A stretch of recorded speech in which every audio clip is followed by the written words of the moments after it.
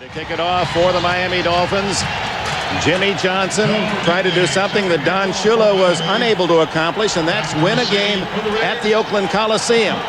0-7 was Shula. Nedney's left-footed boot is deep, and Napoleon Kaufman chased to the back end of the end zone for the touchback. Here come the black and silver, quarterback by Jeff Hostetler. His offensive line, much like so many teams this year with injuries, changes through the course of the season. Pat Harlow wearing Howie Long's old number 75. Pro Bowler Wisniewski, Robbins, Grogan, and Kennedy. Plenty of beef there. Napoleon Kaufman averaging 5.7 a carry. Tim Brown and James Jett, the wideouts. They start with two tight ends, Andrew Glover and the Ohio State rookie Ricky Dudley.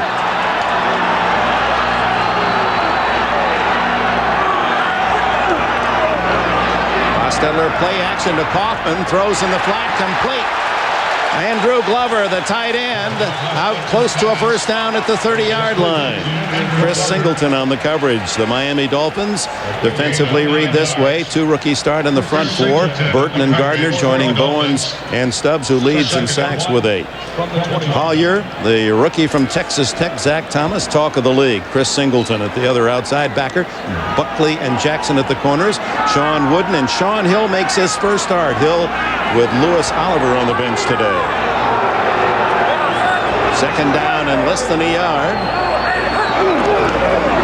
And it's Kaufman's first carry, first down, and 4 more out to the 34-yard line. Just underway here in Oakland as we welcome those of you who have seen an upset today as the Baltimore Ravens defeat the Pittsburgh Steelers 31-17. And Pittsburgh drops to 9-4. The Ravens 4-9. Phil, for the Raiders today, Mike White told us we have to be more aggressive. What that means is that Jeff Hostetler, quarterback, must go down the field deep. Well, the Dolphin defense, Paul, has given up so many big plays in the passing game this year. That's a good strategy. Stopping the run, something the Raiders do well. It all relies on Zach Thomas. They must protect him so he can run around the field and make the tackles in the running game. Blitzon Hollier runs right by Kaufman and then makes the sack anyway.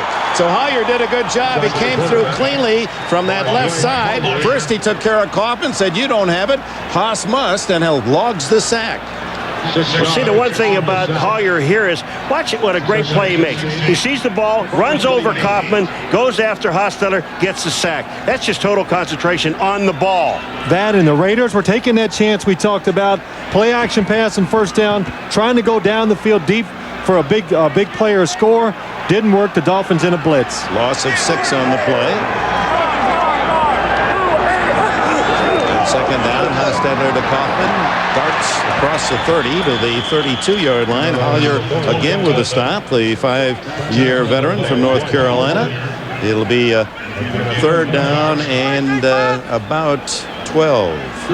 Improved rushing, the Raiders' theme. Look what they have done per game and average per rush to a phenomenal 4.7 this season. And these last 2 years, Joe Bugle, the offensive line coach in charge of that running game, since he has come to the Raiders, this offensive line has gotten a little more physical. They get off the ball, and that's the reason why they run it so well. Harvey Williams replaces Kaufman at running back, and it's Williams on 3rd and 12 to the sidelines and out of bounds short of the first down at about the 41-yard line. You know, Dick, that's why it's incredible how their record is with a team that can average 4.7 yards a carry and not winning football games. It just boggles your mind. Not taking advantage of the running game. They're not getting big plays in the passing game. Not using the play action passes, fooling the defense, and that's the reason why. That's one of the reasons why they're 5-7. On 4th down, it's Billy Joe Hobart and not newly signed Rich Camarillo who comes in to punt. The backup quarterback Hobart, who kicked twice last week when Jeff Gossett was injured in Seattle. He kicked 139, 140 last week. This one comes to O.J. McDuffie. Hit as he crosses the 25 and down at the 27-yard line.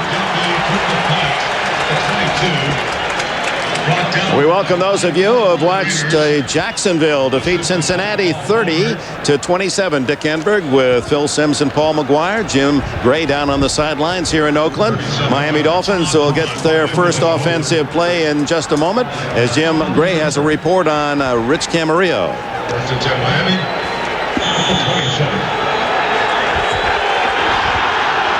Johnson was just unable to do it, so Billy Joe Holbert will kick for the rest of the day.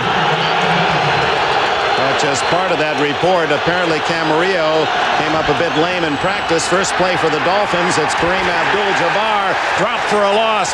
Beaker tripped him up, and Mike Morton secured the tackle. Here are the Miami Dolphins, who start today 6 up and 6 down. And Jimmy Johnson feels that this team can make it to the playoffs. Webb and Sims returns after missing Monday night with a knee. Ruddy, McIver, and Brown. This line is getting bigger and bigger, a la Johnson's team in Dallas. Abdul-Jabbar and Pritchett, the rookie runners. Barnett and McDuffie outside, and huge Troy Drayton at tight end. 2nd and 13. Abdul-Jabbar gets back to the original line of scrimmage, the 27, where it'll be 3rd and 10. Russell Maryland, who played for Johnson in Dallas, makes the tackle. And here are the Raiders. Lance Johnstone with Maryland and McLaughlin inside. Pat Swilling, the pass rusher. The veteran has 4 sacks this year. Linebackers with the injury to Rob Fredrickson. Mike Morton has replaced him. Beekert and Jones, the other backers. And then you have McDaniel and Lewis at the corners. Lynch and Carrington at safety. Bernie Parmalee joins Marino in the shotgun. 3rd down, they call it 11. First pass for Marino out of the backfield to Parmalee, incomplete. He was covered by Mike Jones. So a good defensive stand on Miami's opening series, and the Raiders force Miami to bring in John Kidd. Brings up 4th down at 11. Kidd averaging 47 a punt, just under that, leading the NFL. Tim Brown just a couple of kicks away from being the busiest punt returner in NFL history. He stands alone, a 10-man rush. Now they drop off as Kidd delivers a wobbly kick, short. Brown on the run, 36, 40, 45, and hit hard at the 46 by Frank Wainwright, the snapper. Reports it to the 46. Let's go back down to Jim. All right, well, Rich Camarillo, who was signed here on Tuesday after flying across the country a couple times, he's been unable to kick today because his leg is simply just tired and worn out. Dr. Albo of the Raiders telling me he has a pulled groin. He will not be able to kick today. It's going to be Billy Joe Holbert. Dick? All right, Camarillo signed on Tuesday. The veteran of so many seasons in the league. 5 times a Pro Bowler, but just so much kicking trying to win a job that he just didn't have anything left. Too excited about getting a job, I guess, and he practiced too much this week, and that's the reason he can't kick today. First down, Hostetler throws underneath to the tight end Ricky Dudley, and the rookie has a first down at the 41 before Sean Hill can make the stop. 13-yard play. Well, this has got to be a good sign for the Raiders today. Ricky Dudley has struggled so much to catch passes the last few weeks. His confidence is down. Jeff Hostetler throws it right in his chest, and boy, he almost dropped that one too. Yeah, he did. And so, but that will make him feel better, and that's so important, especially for a rookie, to get off to a good start and get over those bad feelings he had about dropping the footballs. 20th catch this year for the 6'6" Dudley, a basketball player of the Buckeyes, and now Kaufman corralled, and a flag goes down as Kaufman is tackled at the line of scrimmage by Chris Singleton. Boy, Zach Thomas, what a play he makes. He doesn't, I don't know if he makes the tackle or not, but Zach Thomas is on the blitz, on a delayed blitz, and he comes right up the middle. He's the one that makes this play go to the left. It was supposed to go right up the middle. Thomas was in the hole. Offense, number 76, 10-yard penalty. Repeat the down, first down. Steve Wisniewski with a 10-yard hold.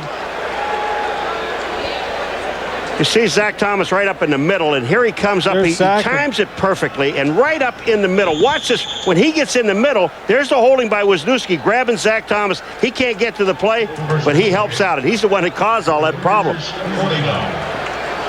Thomas creates a 10-yard loss, in essence, with the penalty. Hostetler to Harvey Williams. Breaks a couple of tackles, gets to the 45, 44-yard line before Sean Wooden can make the stop for this undersized Miami deep defense. 7 yards. You know, the one thing that I'm kind of happy about is watching this team. 4.7-yard average rushing and still running the football. Now, Hoyer's getting held, but that's okay by Dudley. You don't get called, it's okay. That's right. It's not holding unless they call it. But you're right, Paul. Both of these teams, the defensive backs, today for Miami. You can see how small they are. That's one place they struggle. When runners get in the secondary, the defensive backs have not been making the good tackles and stopping the short gains. 2nd and 13. The quick out, and Buckley was looking for the interception intended for James Jett. Let's go to New York. All right, Dick, in Indianapolis, second time these teams went to overtime this season, but a different result. Kerry Blanchard of the Colts from 49 yards out at 6:46 of overtime to give Indianapolis a 13-10 win over Buffalo. The Colts keep their playoff hopes alive. They're 7-6, Dick. Well, what a win for the Colts, who are strangled with injuries, as was Buffalo today. I thought the Colts were dead and come up with two big wins the last 2 weeks. Now they're back in the playoff hunt again. 3rd down 13. Hostetler can't elude the rush, and down he goes at the 47-yard line. Dick, I told you about at the beginning of this show about the relentless pursuit of this defense. And you're talking about the front seven. And when these guys come, they all come. They do, and that time they come from the secondary. Watch Calvin Jackson come off the corner. The Raiders not in a good protection to pick up that blitz. The tight end's there. He never looks out. Calvin Jackson comes in free and gets an easy sack on Jeff Hostetler.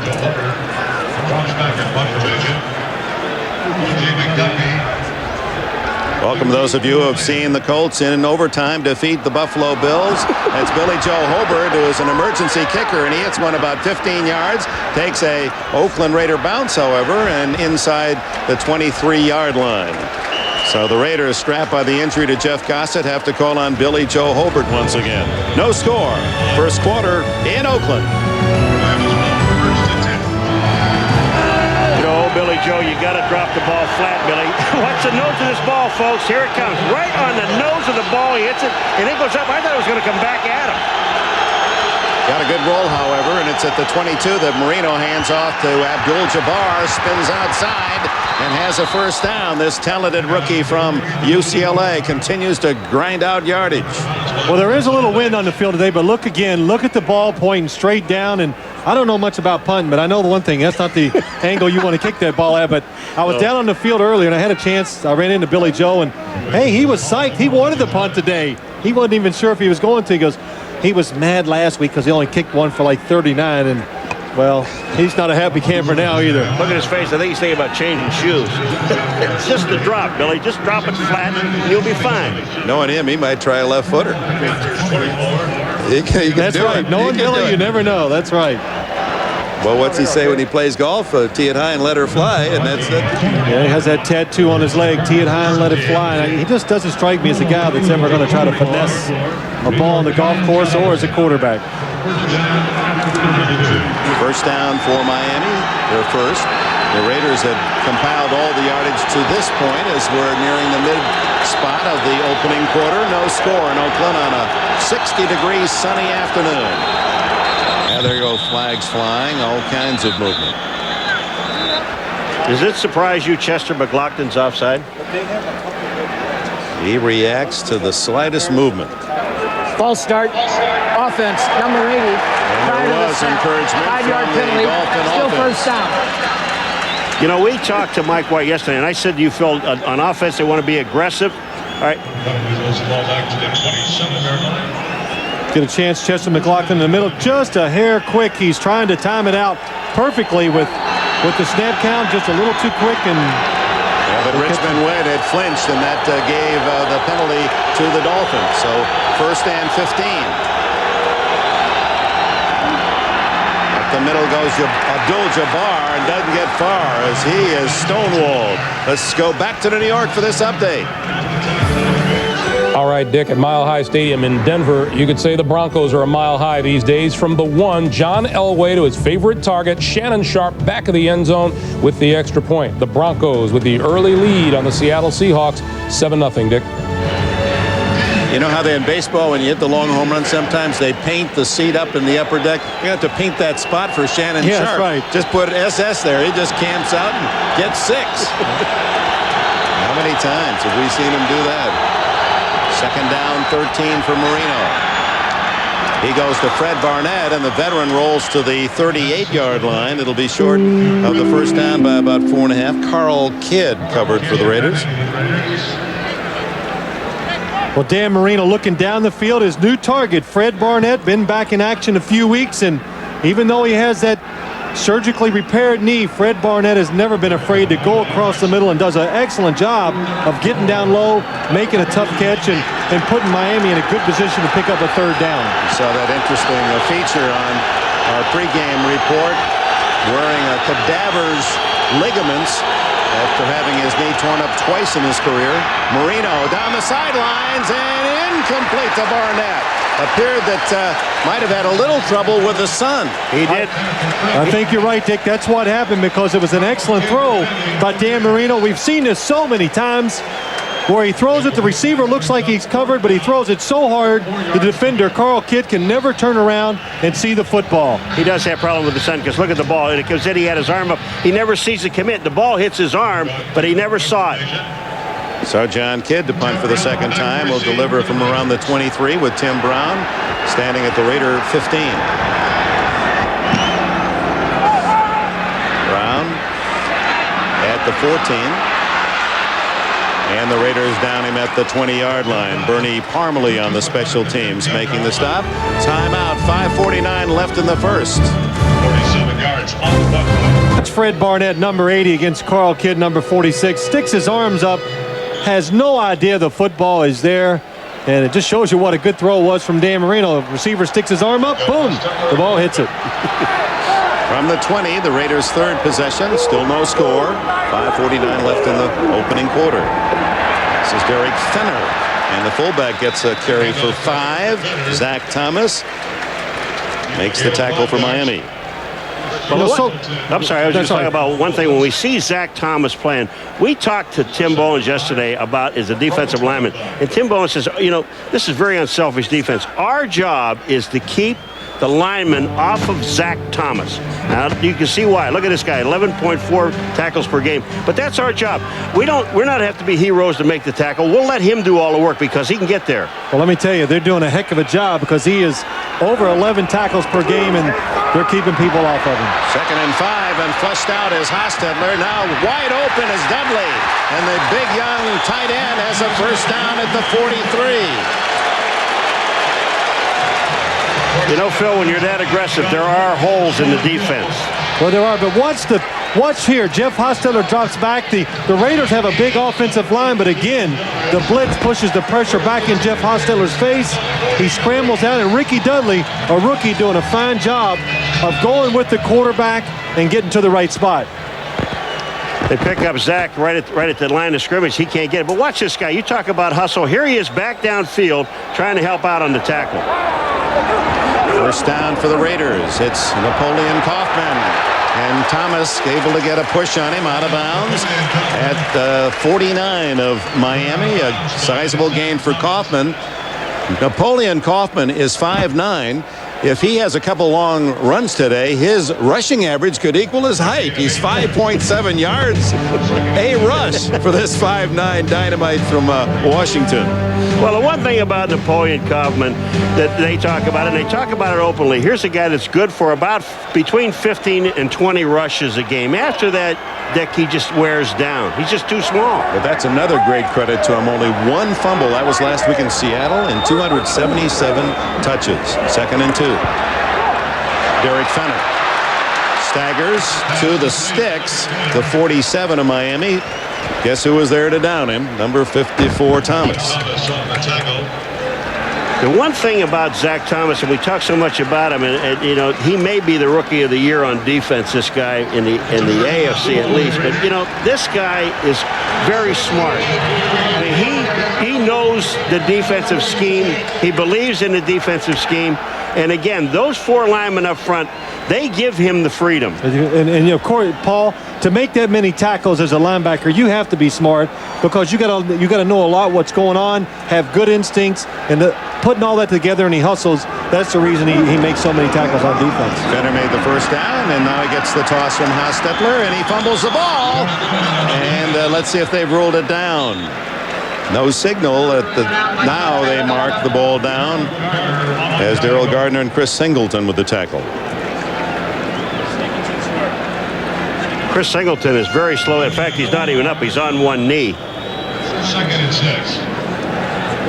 And from that angle, it appeared it could well have been coming out.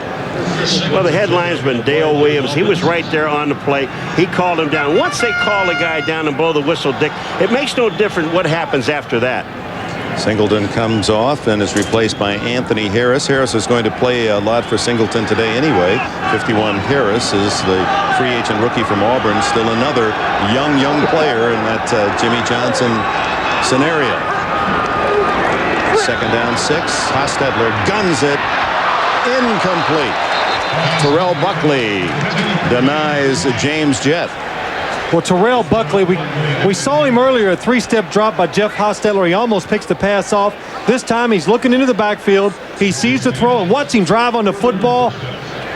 Good timing, hits the receiver just as the ball gets there. That's the reason why James Jett drops the football. Well, I'll tell you what, Jeff. Jett had no chance because what Buckley did, he got his right arm underneath the inside and pushed the ball away. Just a great defensive play. Third down and 6. Hostetler down the middle, incomplete. It was Jett again over the middle. Fourth down, and a flag is down. Back at the spot where Hostetler delivered the ball, holding against the Raiders. We'll see Miami will probably decline and force Oakland to punt. Holding. Offense, number 72. Penalty is declined. Fourth down. Declined the penalty, Miami, and so Billy Joe Hobart, the punting adventures. All right, you coach him a little bit here, Paul. Well, all he has to do is look at the ball and concentrate on the drop. Just drop it flat. He's got leg strength, and he knows how to kick it. Oh, he's a quarterback. I don't care. He can punt. He's a good kicker. Drop it flat. There you go. Look at that. Beautiful kick. Yeah, he listening. And that one is pushed back out and will be down at the 6-yard line. Terrific job by the Raiders. Orlando Truitt made the play. 36-yard punt. Miami will be at the 6 when we return. Orlando Truitt played for the Redskins last year. Look at this special teams effort. Just being smart, knowing the rules. That's the reason why he does not go in the end zone, throws it back. Good play by the special teams. Billy Joe's reaction, he's very happy about it. He's smiling. There's Camarillo saying, look, I'd like to get these 4 games in if you don't mind. Don't do it too well. Camarillo just signed, for those of you who joined us late. Marino from his own 6-yard line. Play action. End zone throw. Complete. Stanley Pritchett. And the fullback is close to a first down out at the 16-yard line. Mike Morton, the linebacker from North Carolina, made the hit. Dan Marino has great patience in the pocket. Watching this time, the play action fake. Now, he knows he's got good protection. He looks down the field, doesn't like it, drops it off to the fullback, and Stanley Pritchett has been excellent to catch the ball out of the backfield. Was that his primary receiver all along, do you think, Phil, or was he really going for something? He was looking down the field. They had a deep in cut, but the Raiders double covered it, and he came off and did the right thing. Done it probably a couple thousand times in his career. First down play, and it's Kareem Abdul-Jabbar hustling to the 20, and he has been ruled down. No fumble as Lorenzo Lynch heads toward the end. Well, it's Albert Lewis toward the end zone. Let's go to New York in this update. All right, Dick, at the Meadowlands, the Jets lost Neil O'Donnell before the game began. Apparently, they can't find the defense either. Steve McNair of the Houston Oilers, 83 yards to a wide-open Chris Sanders with the extra point. The Oilers, in the rain, lead the New York Jets 14-0 in the first, Dick. Thank you, Greg. Here, no score. Just a bit more than a minute remaining in this opening quarter. Dan Marino at 2nd and 6 from his own 20. Abdul-Jabbar. Great defense by the Raiders. They pushed it, and finally no room to run. The reason great defense, we talked to Mike White yesterday. He said about the offense we're going to be aggressive. He said our defense has to be aggressive. We have to get our people upfield and blitz. Well, they need to take a few more chances. They have the personnel on defense, but Paul, Miami probably has to hope they keep blitzing because they could be overpowered, I think, by this Raider defense today. But if they blitz, it gives Miami a chance to maybe hit a player, hit a pass, and get that big play for an easy score. Third down, 7. Marino shotgun. McDuffie in motion. Parmalee. Oh, that play was awkward from the very start, and Albert Lewis, the veteran corner, darts in to make the tackle for a loss. That play just did it right from the beginning. Parmalee is getting the ball, but they almost run into each other, he and Marino. He's back in the shotgun. Look at this. He hands it to him, and look at Albert Lewis. Corner's been to many Pro Bowls. Just not only is he a great cover guy, but also good run pursuer. John Kidd delivers from the 4-yard line, a high spiral. Tim Brown at the 40 to the 43, and flags fly.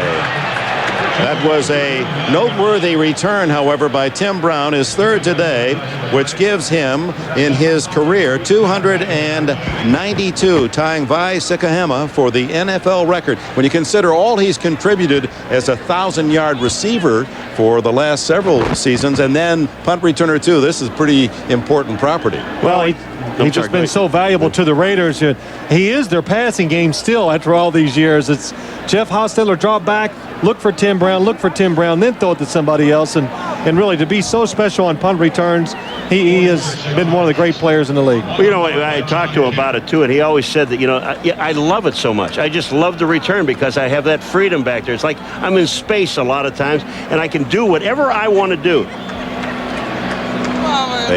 This is the final play of the quarter. By the receiving team during the return. Penalty is declined. Holding on the return team, number 21. That penalty is accepted. 10 yards. It will be first down. And so the Raiders have the ball, but be 10 yards back toward their own goal. Here in Oakland, no score. And we welcome you back to Oakland and the opening play of the second quarter. No score. The Raiders start from their own 28-yard line with a reverse to Tim Brown. And Brown has a first down as he gallops to the 40-yard line. Man, did you see Wisniewski get out? I'm talking about, you talk about a guard pulling. Number 76, Steve Wisniewski. I mean, he comes out. It is incredible, the speed. He's right to the left of the center, and he's going to come out and down the line. Watch this guy right in here. Here comes Wisniewski. Now watch what he does. He's out in front of the ball carrier. He's going to pick somebody, make his block, boom to the outside. That's quick. You're looking for them little DBs to hit on. That's right. Well, why not? Absolutely. 6 consecutive Pro Bowls for Wisniewski. First down. Kaufman has 5. Has nearly 10 more. Out to the 50-yard line before safety Sean Wooden makes the stop. Phil, he just did it again. Watch him pull Wisniewski, number 76, and go up into the hole. Watch this. Boom. Here's the hole. I'm up inside. I make the block. Man, is that any good? That's Zach Thomas. And he's on Zach Thomas, and Zach Thomas, that's what he has problems with. When one of these big linemen, like Steve Wisniewski, over 300 pounds, when they hit a linebacker of Zach Thomas's size, he cannot get away from him. And Kaufman averaging 6.5 a carry in this game. Now Derek Fenner. He's to the 43-yard line, and another Raider first down. Jim? Chris Singleton hurt his left shoulder on the series before. It's a strained left shoulder, and he will return to the game. Dick? All right, Singleton, the linebacker for Miami, will be able to return. At the 43, the Raider march continues. No score. And this has been very impressive, and this is what the Raiders have done as well as anyone in the league the last half of this season. Run the football. If you keep doing this, you don't need to throw the ball.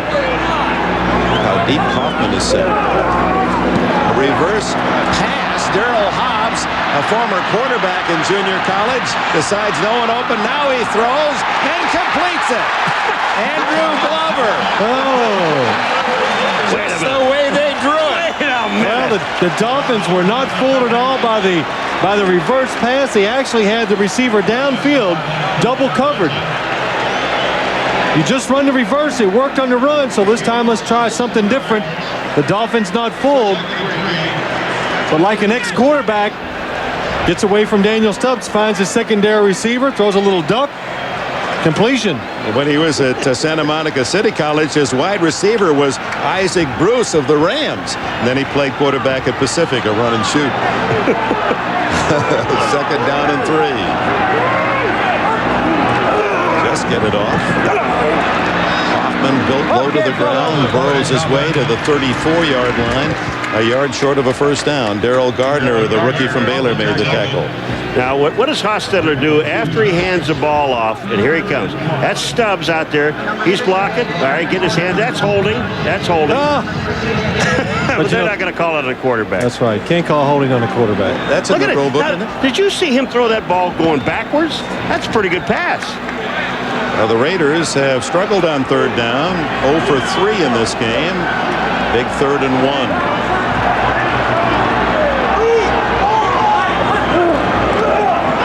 To Fenner. Hostetler.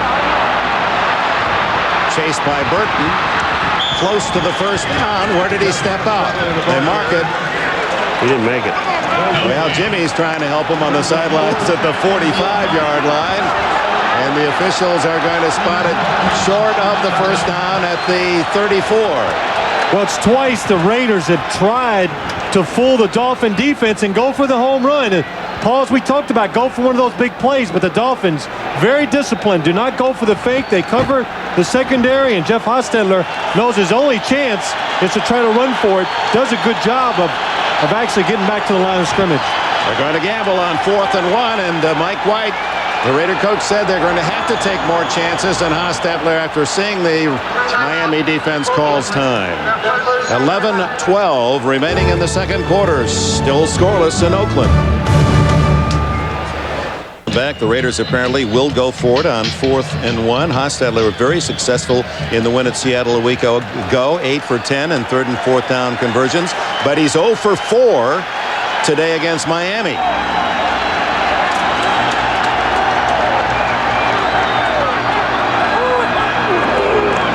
It's Fenner. He's got it. Derek Fenner, the veteran, acquired by way of unrestricted free agency from Cincinnati a year ago, and Mike White's team moves ahead. First down at the 31. Well, what they do, Phil, is they put Rick Cunningham, who's a lineman, at tight end. They put Andrew Glover in the backfield, number 87, the tight end, and then they just run behind those two guys on the right side of the offensive line. This is a big offensive line, and look what they do. They push the Miami Dolphins defensive line. Look, it's back, some of them on the ground, and Derek Fenner does a good job of going over the top and getting enough yards for the first down. And the drive continues, and Hostetler hits his man as he was being hit, and it's Dudley, the rookie's 3rd catch. He's been troubled of late, dropped a lot of balls, but he has been grabbing everything in sight this first half. Well, the Raiders were very worried about Ricky Dudley, the tight end, number 83. He'd been dropping passes, and watch Jeff Hostetler hang in there. Daniel Stubbs goes right over the blocker, but Dudley, 3 catches today, has to get his confidence going again and make him a big part of this offense. Started the day with 19 for the season, 4 of those for touchdowns. A Kellen Winslow type drafted in the first round by the Raiders. First down at the Miami 20. Hostetler throws again under pressure. Again, it's Dudley. Short yardage this time inside the 20. Well, Mike White told us about Dudley yesterday. He said, and Phil asked him, what about this young man? He said, the thing about it, he was fighting the ball. And as a receiver, that's the worst thing you could ever do is fight the football. Just let it come on in. You've got the hands. This guy caught so many balls at Ohio State. I mean, he was a great player. He came out here in that rookie, nervousness. He's just trying to do too much. Just catch it. Paul, you need positive reinforcement. After you drop a couple, hey, it makes you nervous. You do. Yes, it does. You get nervous. He tenses up when he sees the ball coming, but he's got to feel good about this start today. Second down and 7. It's Fenner to the 14, where it'll be 3rd and approximately 4. Gardner, Stubbs, and Anthony Harris make the stop. And, another thing about Ricky Dudley, Mike White brought up a good point, because I can remember this when it happened. If you think about years ago, back in the early part of somebody's career, Jerry Rice, I remember him. He had a problem, too. He dropped everything. So he corrected it. Did he ever? Well, he corrected it, but he did it. That's right. Did he ever? But he did it with a lot of hard work, and this is all this guy needs is more repetitions, because he's only played big-time organized football for a couple years. Yeah, just 2 years at Ohio State and here in the NFL. What I liked about him, he didn't really go away from him. They could have discarded him, but they didn't. 3rd and 4. Hostetler looks. First down to Tim Brown at the 8. Well, anytime it's 3rd and 5 or less, and the Raider offense is on the field, you should triple cover number 81, Tim Brown. And what they love to do, they love to bring him inside where there's a lot of traffic and problems. Look at that. He does a wonderful job of finding the holes, and Jeff Hostetler knows to stay with him, look for him, and Tim Brown will find those holes. Good job by Tim Brown. You see Zach Thomas on the right of him, on the right of the screen. Well, Tim Brown did. He went in, he saw the middle linebacker sitting in the middle. He just stopped. Brown started with 70 catches, 7 for touchdowns. First and goal from the 7.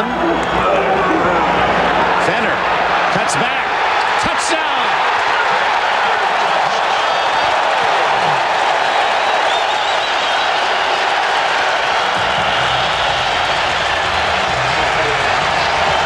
Fenner paying the price as he dives for the final 2 yards. Took a solid hit. I'll tell you, this was also some excellent blocking by the offense of the Oakland Raiders, and also an awful lot of over pursuit by the defense. They get too far to the outside. Watch what Fenner sees. He sees all the over pursuit to the outside. Also, Dudley getting an outstanding block, number 83. Then Fenner cuts right back inside underneath the pursuit. Injury with Zach Thomas made the tackle. As we await the extra point, we take this break. Derek Fenner able to walk off under his own power after taking that hit from Zach Thomas. Now Cole Ford to try the extra point. Camarillo, the new Raider, to hold, and Ford knocks it down the middle. 7-0. The Raiders go 72 yards in 12 plays. Fenner 6 yards for the touchdown. You know, when you see this play and you talk about a violent game, watch his left knee and watch Zach Thomas hit him. If that foot would have been down and he couldn't get it up, I mean, that was a great hit. Zach Thomas sees a pitch to the running back, does the right thing. He says, oh, it's got to go outside, so he sprints outside. But Steve Wisniewski, good athlete, makes contact. When Fenner cuts it back, Thomas comes off the block and hits him at the knees. Let's go to Jim Gray. Dick, the good news is it doesn't look too serious for Derek Fenner. The preliminary diagnosis is that it's a twisted left knee. They're going to tape it up, and he's going to try and return. Dick? Well, that whole drive was a highlight film for Steve Wisniewski. He made block after block after block. Oh, here it's going to be warm, though, next week in Green Bay. You'll be all right. Cole Ford rockets one deep, well into the end zone, and Kirby Dardar will take the touchback. 7:26 remains in the first half. Lead here 7-0, midpoint of the second quarter. The best records in the NFL. The Broncos will lead 14-7 against Seattle. Green Bay has won today. They're matched up next Sunday. And 1 o'clock kickoff after our 12 o'clock pregame. And of course, that's noon in Green Bay, 10 o'clock here in the West. Can't wait. Can't wait. Dan Marino against the crowd in this Raider defense, and Abdul-Jabbar runs into his own man, does a great job of getting out of that difficulty and turning a loss into a 7-yard gain. Oh, my. Well, the Raider defensive line just destroys. Edward McIver, number 66, watch him come flying out. He's a guy that gets back in there. He's a guy that messes it up. Here's McIver. Whoa. He gets knocked back into Kareem Abdul-Jabbar, and then he does the rest on his own. And McLaughlin still had him for a loss on that cutback. And then he runs away from Lynch, and it's second down and short 3.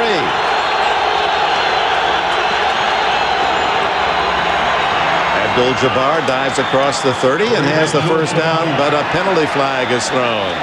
And Pat Swilling is pointing back toward the Miami goal line.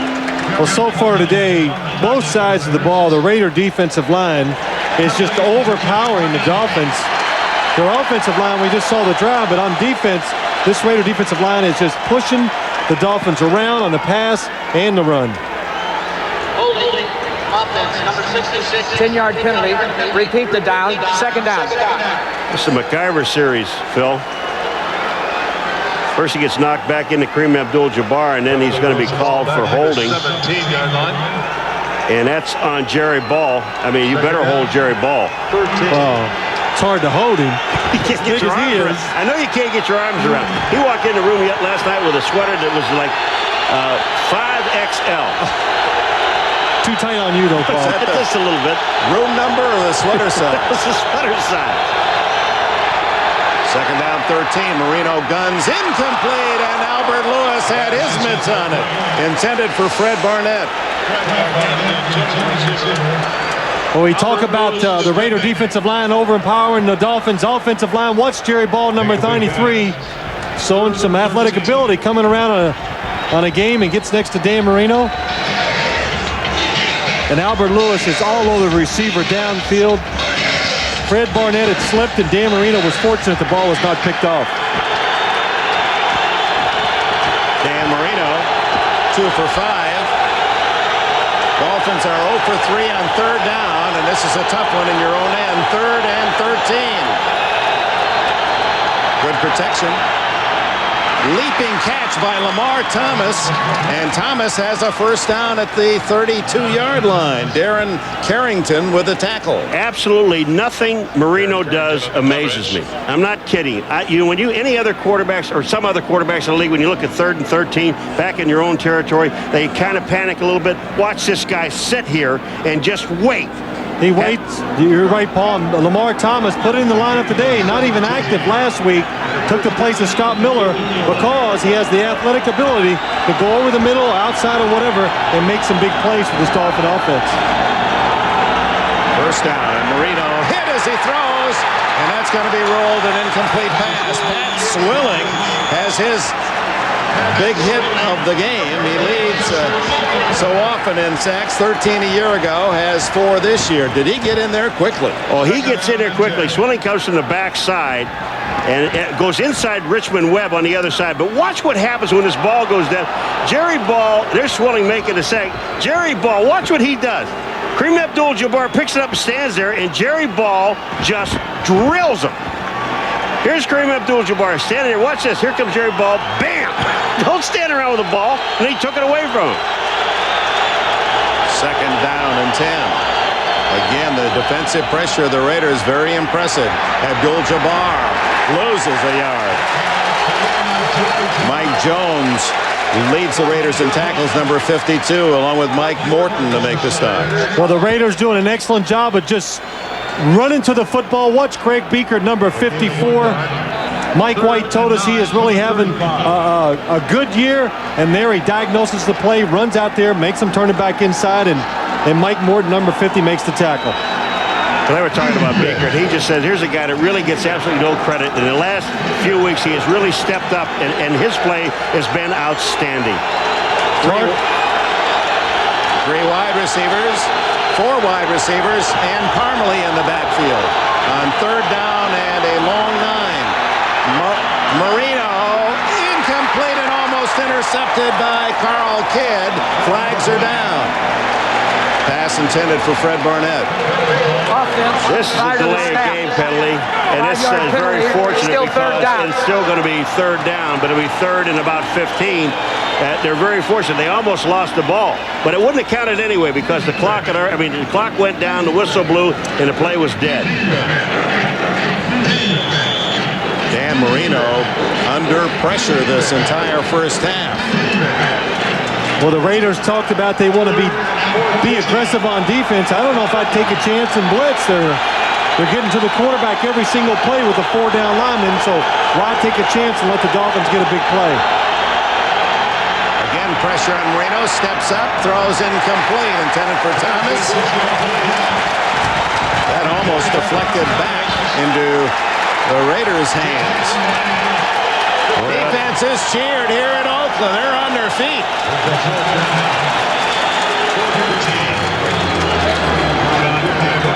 Dick, we talked about it early in the opening, but when you watch this Raider team play, it is hard to believe sometimes that they're 5 and 7 with some of the talent they have on both sides of the football. This punt return by Tim Brown will be an NFL record return.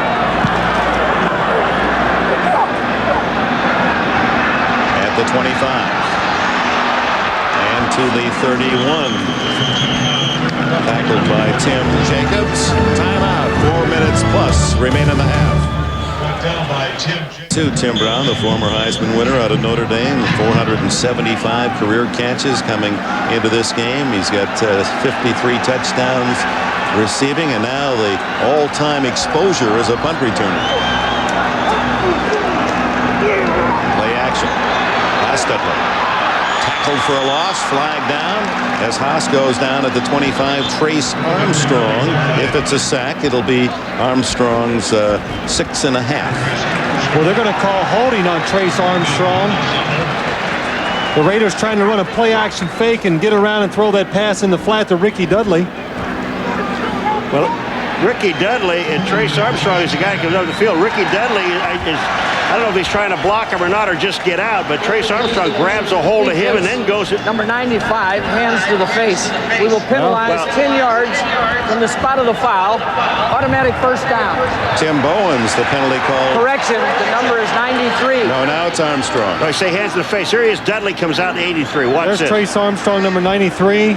He's got his hand on the face mask. You could see it. Automatic first down. So instead of a loss, it'll be marked off from the spot of the foul, which was near the line of scrimmage, and an automatic first down. Cost himself a sack right there. And we know how those defensive linemen, they treasure those things. Extra money. Get extra money for sacks. Armstrong, the former Bear. First down from the 35 for Hostetler, and he is sacked this time as Shane Burton and others collide at the quarterback. So Trace Armstrong, perhaps a bit of extra adrenaline going, was there as well. Third sack for Miami. You know, the thing about this is that last drive they ran the ball right down the field, right down Miami's throat, and that breaks your back. Here they are. They come out with two solid pass plays in a row. And watch Shane Burton. Takes Pat Harlow, pushes him back, then goes underneath him and just overpowered Pat Harlow, the left tackle. Rookie from Tennessee playing well.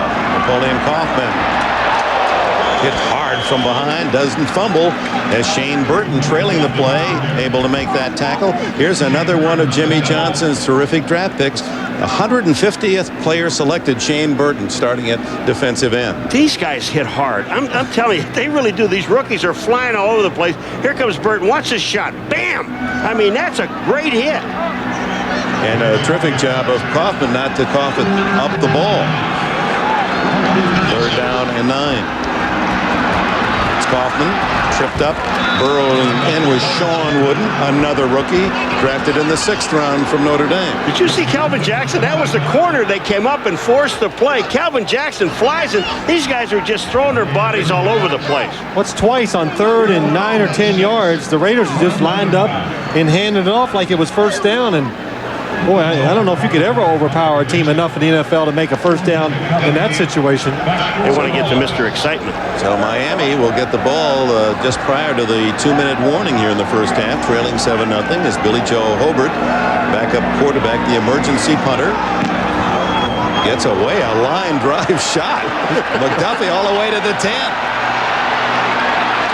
And cut down as he crosses the 20. 50-yard punt, 12 on the return. Paul Butcher made the tackle. There's Jeff Gossett, the regular punter. He's injured. Sacked Marino often, 11 times, but you can't put pressure on him. And has Oakland had the heat on the Miami thrower.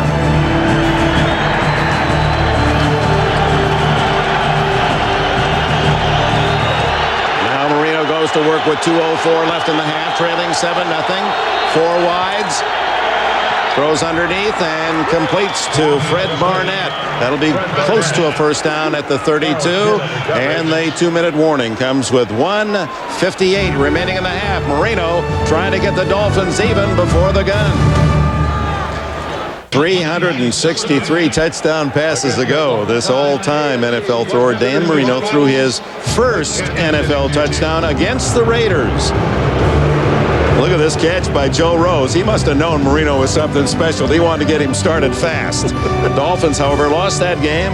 The Raiders won 27-14 in his debut. Marino with 2 touchdowns, no interceptions. That set the standard, the no interceptions, because he's, the best in the NFL. Oh, unbelievable. With all the many numbers you can use to confirm his greatness as maybe all-time greatness as an NFL quarterback is his differential between touchdowns and interceptions. I remember 15 years ago, we talk about anybody that was on the plus side had more touchdowns career than interception. That was really good. Look at Marino, 159 more touchdowns. And Montana, of course, the great Montana, 134. John Elway in his career, he's had to make a lot of things happen. He's just a plus 44. First down and 10. The throw to Barnett. He's at the 50, breaks a tackle, looking for a block, and goes out of bounds. Encouraged by Albert Lewis at the 43-yard line. So Fred Barnett, the veteran, former Eagle, taking a short pass into a sizable gain of 24 yards. Well, Fred Barnett, Dan Marino gets time. He's singled up against Carl Kidd, and just a quick route inside and a perfect throw by Dan Marino. And Fred Barnett does a good job looking for the sideline to save a few extra seconds for the Dolphins under 2 minutes. But one other thing, too, you know, they're this close. They're only 7 points away from tying this football game. You just don't give Dan Marino that many opportunities. Miami has all 3 timeouts left, 1:49 remaining. 4 wides. Ball batted down as Albert Lewis makes the play, and that was well done by Lewis because Marino had a couple of open men. Well, Albert Lewis, the Raiders do a good job changing up their defense. He's down here on the slide. He comes free, but Dan Marino sees it. The receiver makes the adjustment, but Albert Lewis does a fine job of timing his jump and knocking the pass down. You know, they had 2 corners. They had Dan Land, number 25, coming off the other corner, so they had 2 defensive backs, one on either side. Second down and 10 at the Raider 43. That looks benign, but he's been under a lot more pressure than that. Into coverage, intercepted by Terry McDaniel. McDaniel at the 35. And finally tackled by Lamar Thomas at the 42. Well, a man who was intercepted so rarely, that one thrown into double coverage. Well, Terry McDaniel's something he does very well. He always looks back at the quarterback so he can see what the quarterback is going to do. The Raiders blitz that time. The Dolphins pick it up. Watch the blitz from down to bottom. The tackle steps out. But watch Terry McDaniel the whole way playing soft, reading the quarterback, making sure nothing goes deep. When the ball is thrown, he breaks underneath the receiver and gets the easy interception. He leads the Raiders now with 5 on the season, one of them for a touchdown. 4-time Pro Bowler Terry McDaniel. First down with 1:34 for Hostetler. Plenty of time to add to the 7-0 lead. He goes outside to Jett, and James Jett at the 49, short of the first down, stops the clock with exactly 1:30 left. You know, on this play, Terry McDaniel, when he was backing off, he had the shorter guy, but he just let him go. It just drifted back on the deeper guy, and he moves up. He knows he had Albert Lewis short and makes the interception. That's just a great play by the defense. Second down and 3, a short 3. One of the reasons he makes all those interceptions, Terry McDaniel, is because the fact that he will play back and watch the quarterback and try to break on the ball. This is Harvey Williams, first down. And he gets out of bounds, stops the clock. Terrell Buckley makes the defensive play at the 41-yard line. Still 1:25 left in the half. A reminder coming up at halftime, the Domino's Pizza NFL on NBC halftime report. A lot of interesting developments in the NFL today. And Greg Gumbel, Mike Ditka, Joe Gibbs, and Chris Collinsworth will bring you up to date. 14th week of this NFL season.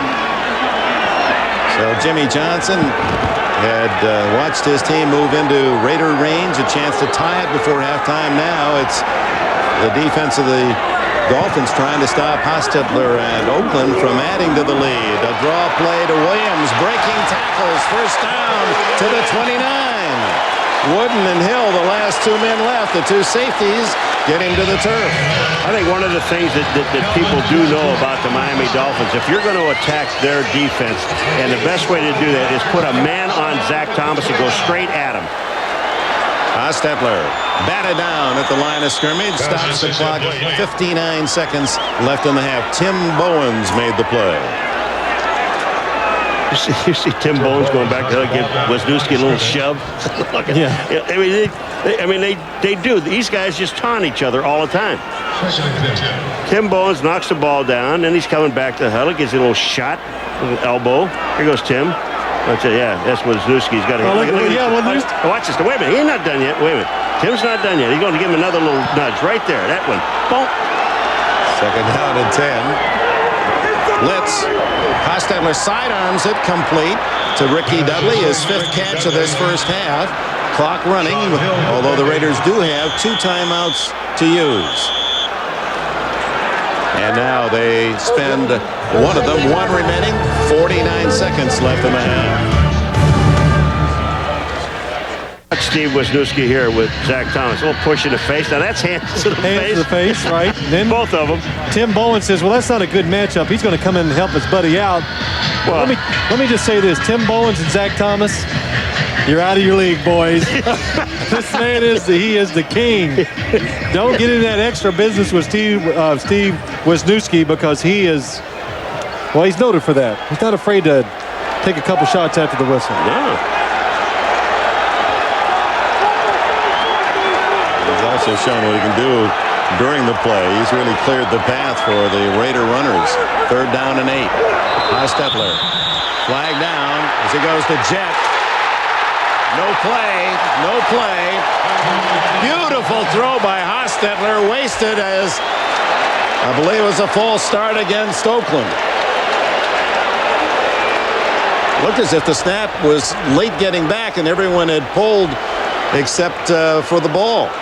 I'll tell you, when you see most of the defense go, you got to believe that it's against the offense, because I mean, you can get one guy on defense that's going to move. Dick Cantex, the referee.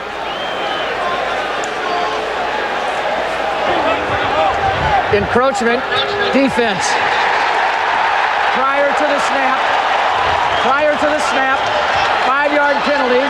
Repeat the down, 3rd down. Prior to the snap, it had been blown. Apparently contact before the snap. See, that's the whole difference. I thought this play was against the Raiders, but once you have contact on a defense, you see the contact?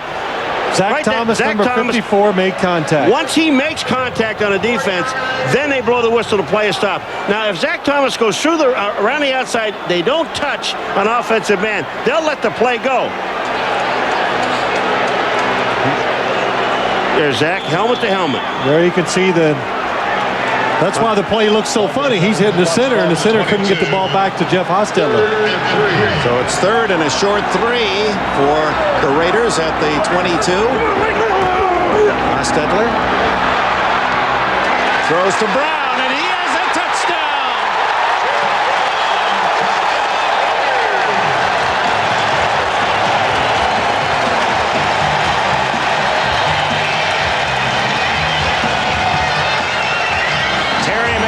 Interception leads to a Raider score. Tim Brown kicking out of Terrell Buckley's tackle to make it 13-0. But you know, you can't say enough about the offensive line of the Raiders because of what they're doing. They're staying with their blocks. They're giving Hostetler, who looks like he's being rushed, a lot more time than we're seeing up here. And has time to throw the ball and find the open receiver. That time, it happened to be Tim Brown. Brown's 8th touchdown of the season. Old Ford's extra point.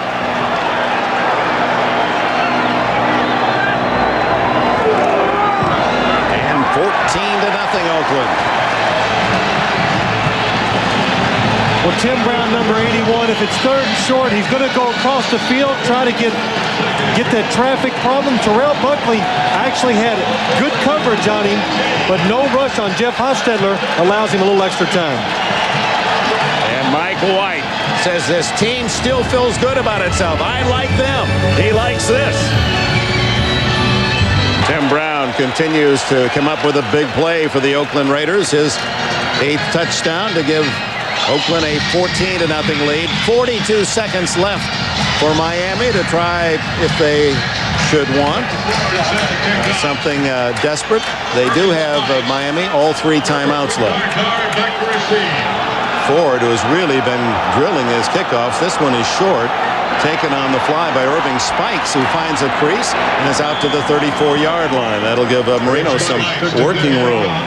Well, let's watch Tim Brown on the touchdown, covered by Terrell Buckley. Here's Tim Brown and Terrell Buckley. Watch Tim Brown come across the formation, try to get some traffic problems by his own players and other players on the Dolphins. Jeff Hostetler does a good job of really making something out of nothing. Tim Brown comes back and helps him out. And that is exciting for a quarterback to know that he made the play happen. Hostetler's 19th touchdown of the season. That's one shy of his best ever. Marino. Lots of time underneath. McDuffie spins and dives to the sidelines and saves the timeout at the 41-yard line. Mike Jones, the tackler, short game. This is what you pay to see. Marino under pressure, has some timeouts, has a lot of field to cover, trying to get his team at least into field goal range. This might not be the worst thing that could happen to the Dolphins in the second half.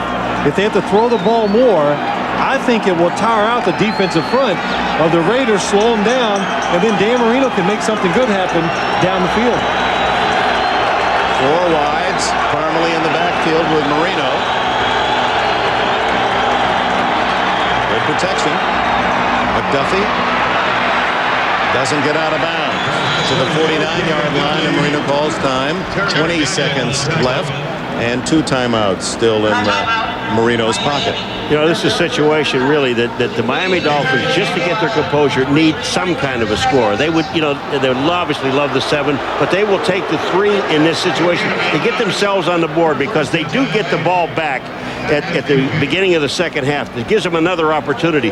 So, you know, with a guy like Marino pulling the trigger, he will go deep if he has to, Phil, but he's not afraid to take the 12 to 15-yard gains either. Yeah, in this situation, the main goal of this offense and the Dolphins team is just to get a field goal attempt. If they can do that, that would be successful. And to make it, well, they'll really be happy with that. But I've seen so many times when teams play the Raiders, they worry about the pass rush, and the Broncos come to mind. In fact, we did the last game of the season here last year, come out in the shotgun formation right away to tire out that defensive pass rush of the Raiders, because it's always good.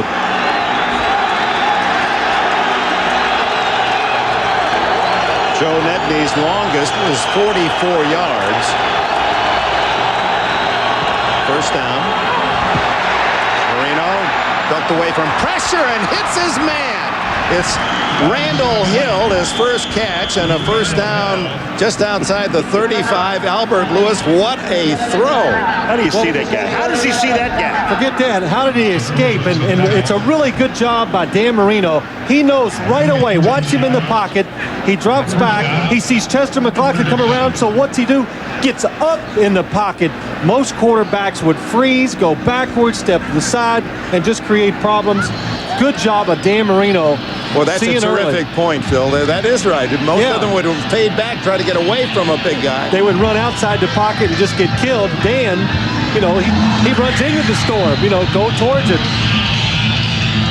And then you watch the receivers. Now they come back to him. They see that he's in trouble. So here they just keep going in your pattern. As long as you keep going and moving, you get yourself open, Marino will find you.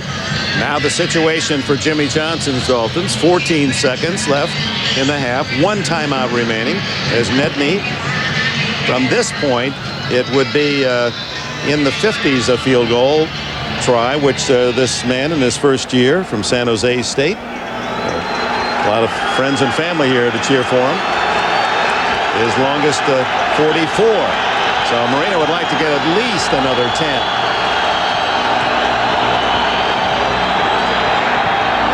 Incomplete. Through the hands of Fred Barnett, and again Marino goes down. Chester McLaughlin all over him. Still has time to throw one more, but it's got to be towards the sidelines, and I don't think he's going to go to the end zone with it. It would be another quick shot to the sideline, about a 12-yarder, 12 to 15-yarder to get him in a position. Well, that would be the gamble, though, wouldn't it? Because everyone must be thinking as you are, just go for the short one to get the field goal, and maybe you find a man open deep. Well, there's going to be at least one of them down there deep. seconds. They're offside. Raiders. Flag down, and the pass just short of O.J. McDuffie with 6 seconds showing on the clock. What I like is how did that play only take 3 seconds? And you're in the Raider home area, you know what I mean? The Raiders. It was a quick throw. Yeah. Offside. Defense. 5-yard penalty. Repeat the down. Second down.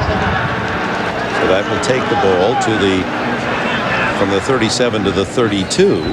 Well, 6 seconds left. I mean, now you're really gambling. Even though you have a timeout, can you run any play and not run the time off the clock? Yeah, you can, because on the top side, what the Raiders are doing with McDaniel and even on the bottom side, they're backing off a little bit. They're going to give him about 6 or 7 yards. If he throws that a real quick out,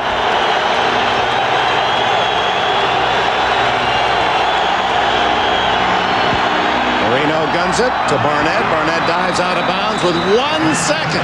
Wow. You said a quick out. Don't look at you weren't right. what do you mean it wasn't right? Is he out or not? Well, he's outside, but they did just the opposite, Paul. They went down the field. Whoa. Don't get mad at me. Now I'm getting up. Oh, you get- 13 yards, and Barnett was unable to take his momentum out of bounds, which would have made it quick. He had to dive to get out, and here comes Nedney.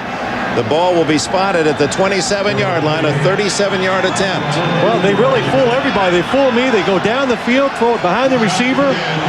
Just a great job of executing by Dan Marino and Fred Barnett. And now time called by the Raiders to give Nedney more to think about. Nedney will replace Pete Stoyanovich when the veteran was traded to Kansas City.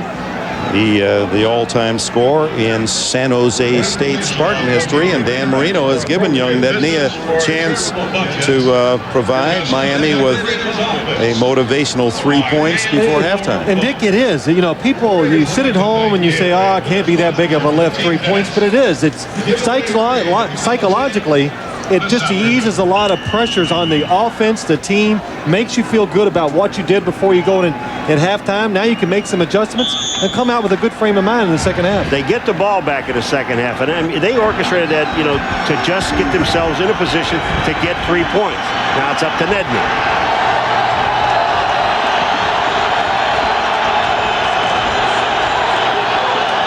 From 37. Movement. Flags all over as Cal Dixon, one of those moving for Miami. So Nedney hits it cleanly from 37, but You don't have to hit it cleanly from 42. I always Ball wondered. start. Offense prior to the snap. Number 63. 5-yard penalty. Still first down. so Cal Dixon cost the Dolphins 3 for the moment. I always wonder what goes through a kicker's mind when they make one like that, and it's not the easiest conditions. Grass field, little wind, going into the wind, and now he has to kick it again. So now Nedney trying to repeat that effort.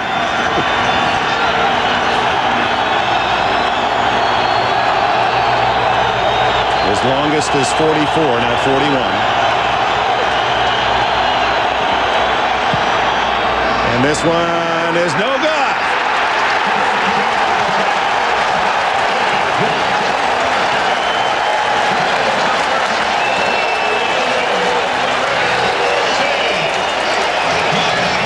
Jimmy Johnson, somebody pilfered 3.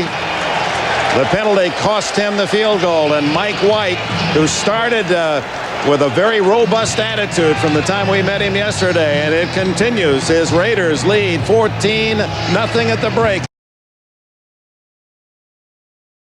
Back to the sold-out Oakland Coliseum, second sellout of the season for the Raiders, and here are the Coors Light halftime statistics.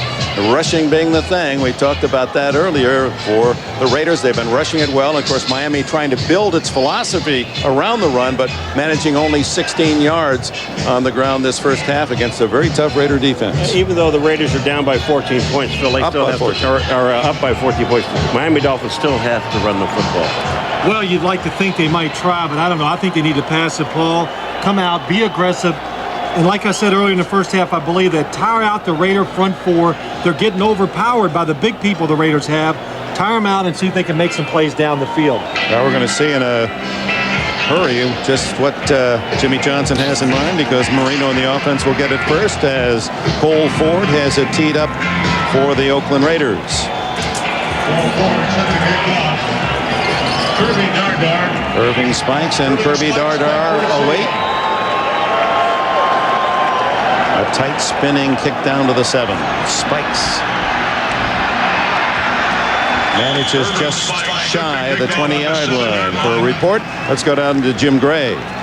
All right, Dick, thank you. I spoke to both coaches. First, Mike White. He wants to keep running the ball. He's very pleased with the way his defensive's played. He said at halftime, guys, we've got to avoid the big mistake in the second half. Now, as for Jimmy Johnson, he was not at all happy with the Dolphins. He told me, I don't know what it is today. We can't run the ball, we can't move the ball, and we can't stop anybody. He told his guys, let's just start over here in the second half. We're only one big play away from changing the direction of this game.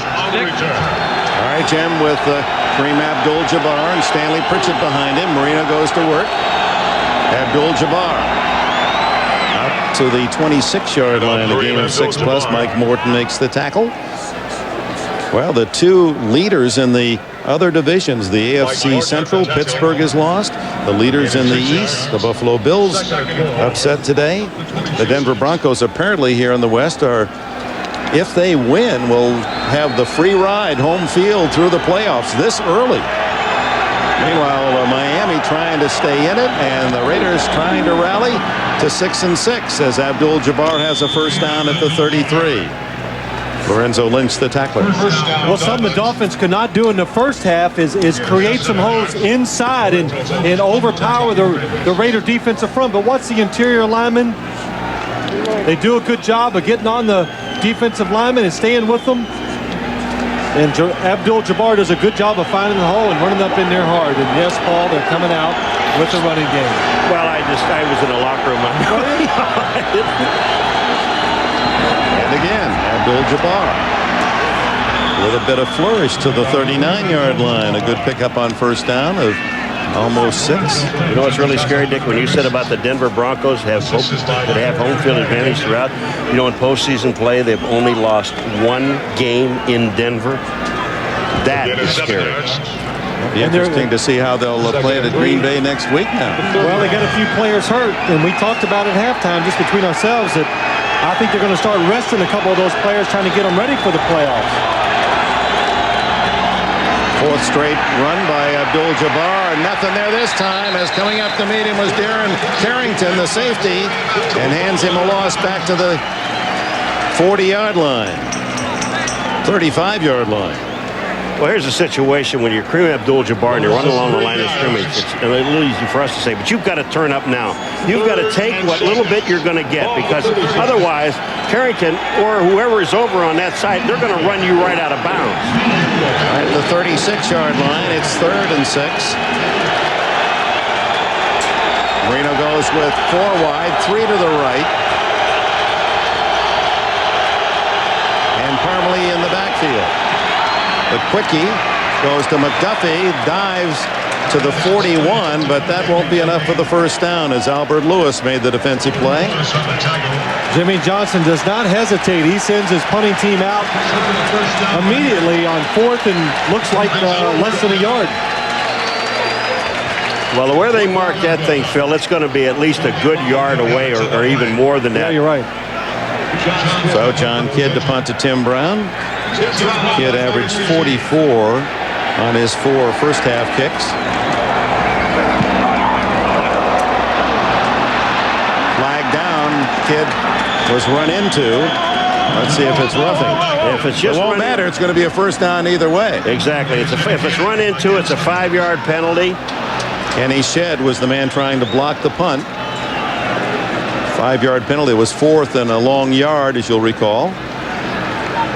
Now, I'll tell you, I really like that rule that they put in a few years ago about running into the kicker or roughing the kicker. I mean, there is such a big difference. There are guys that can't avoid him. Running into the kicker, 5 yards, first down. It's a fair penalty, Dick, for the punting team. I mean, that guy is standing back there. He is fair game for anyone. But just when somebody just runs into him, I mean, they're not even hurt. Look at this. He's tried to avoid it.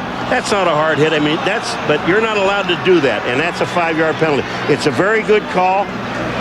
It's a very good penalty the way they put it in. He's a bad actor. Yeah, I love the way punters, if you just touch them, go down. Oh, that's right. I got to fall when they hit me. They're not used to getting hit. Good point. That's right. From the 46, the first down, and it's Abdul-Jabbar right into the arms of Greg Beaker. Mike White mentioning yesterday how terrific a season Greg Beaker has been enjoying, this 4-year veteran from Colorado. A gain of 2 yards. Second and 8. Calls all the signals defensively. You know, there is in teams where one guy on defense, Lawrence Taylor was that kind of guy for you. They can pick up an entire defense and make them and motivate them by their play, not by yelling at them, but by playing the way you're supposed to play. And flags go down off the snap. Usually means false start. Richmond Webb, the big left tackle, pointing at him. Pat Swilling will make you do that. Offense prior to the snap, number 78. 5-yard penalty, still second down. Pat Swilling, number 56, playing right there at the bottom of your screen, and watch. There's movement. Well, both guys, Sims and Webb, both move. 5 yards makes it 2nd and 13. Ball at the 43-yard line. First possession of the second half. The Raiders lead 14-0. Nearly 4 minutes gone in this third quarter.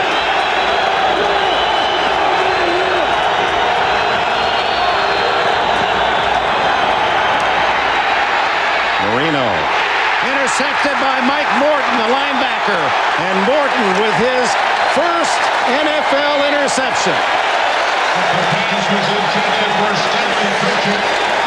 Intercepted by Mike Morton. 14 yards on the return. Morton playing because Rob Fredrickson out for the rest of the year with shoulder surgery.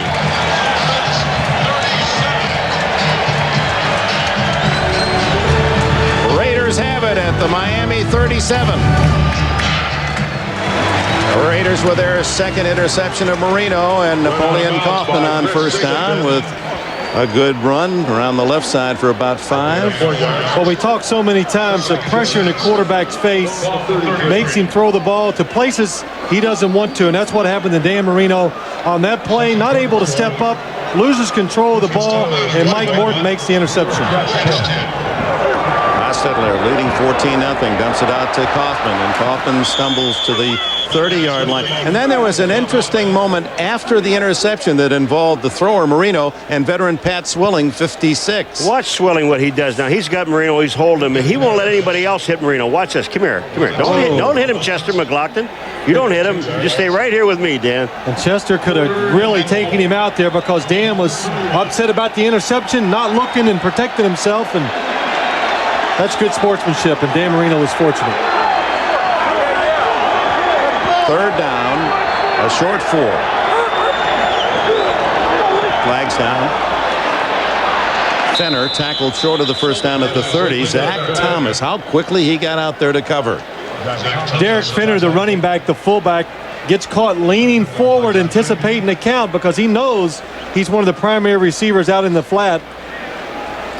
Just remember something, folks. A back, when they're in motion, they don't stop the play. Only when the linemen are moving. No way, you don't want to. I mean, they stopped him on his play. Do you want to give him a penalty and give him another third down shot? It'd be 4th down. 4th and 2. Well, maybe 2.5. Illegal shift, 2 men moving at the same time. Penalty is declined. Yeah. 4th down. So Cole Ford will attempt a field goal for the Raiders. Ford, who is 16 for 21. Well, Tim Brown was in motion. Watch Derek Fenner, the fullback, not allowed to move. He goes, whoa, yes.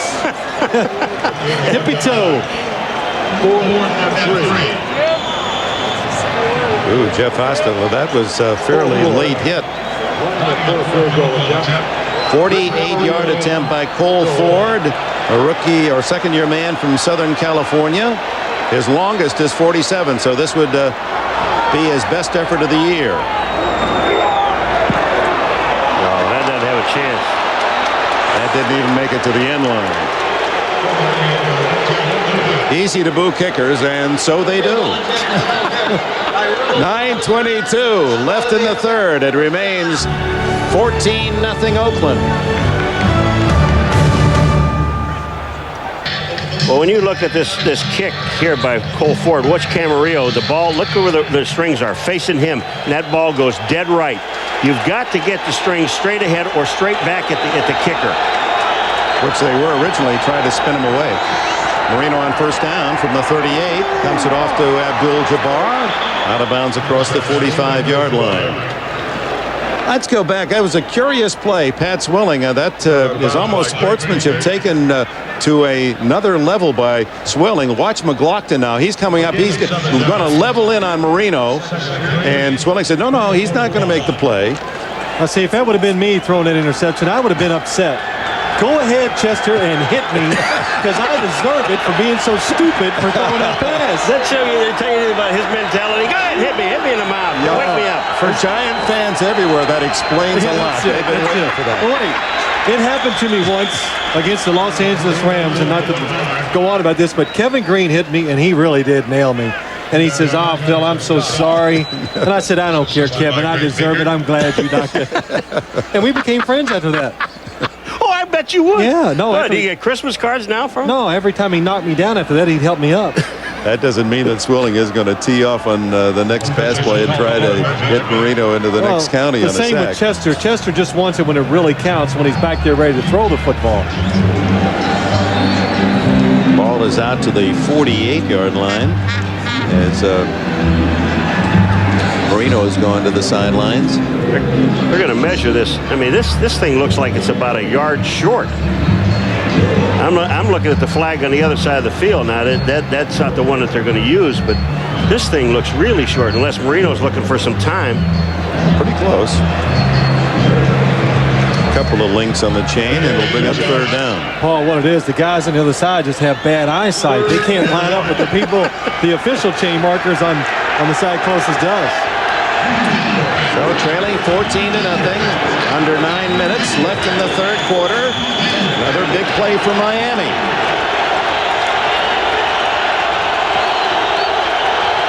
They're 1 of 6 on third downs in the game. With McDuffie in motion, Abdul-Jabbar is stuffed.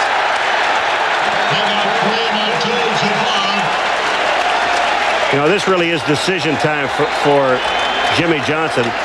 No, he isn't. He's going to punt the ball away. You know, with that much, we looked at what? 2 chain links. Why don't they quarterback sneak? I mean, I know Marino is padded up pretty good. I'll tell you why. Well, because it's Dan Marino, and you got Chester McLaughlin and Jerry Ball inside, and they just cannot move them backwards, and so the quarterback sneak might not have worked either. So on fourth down and less than a yard, Kidd to punt. Tim Brown to receive.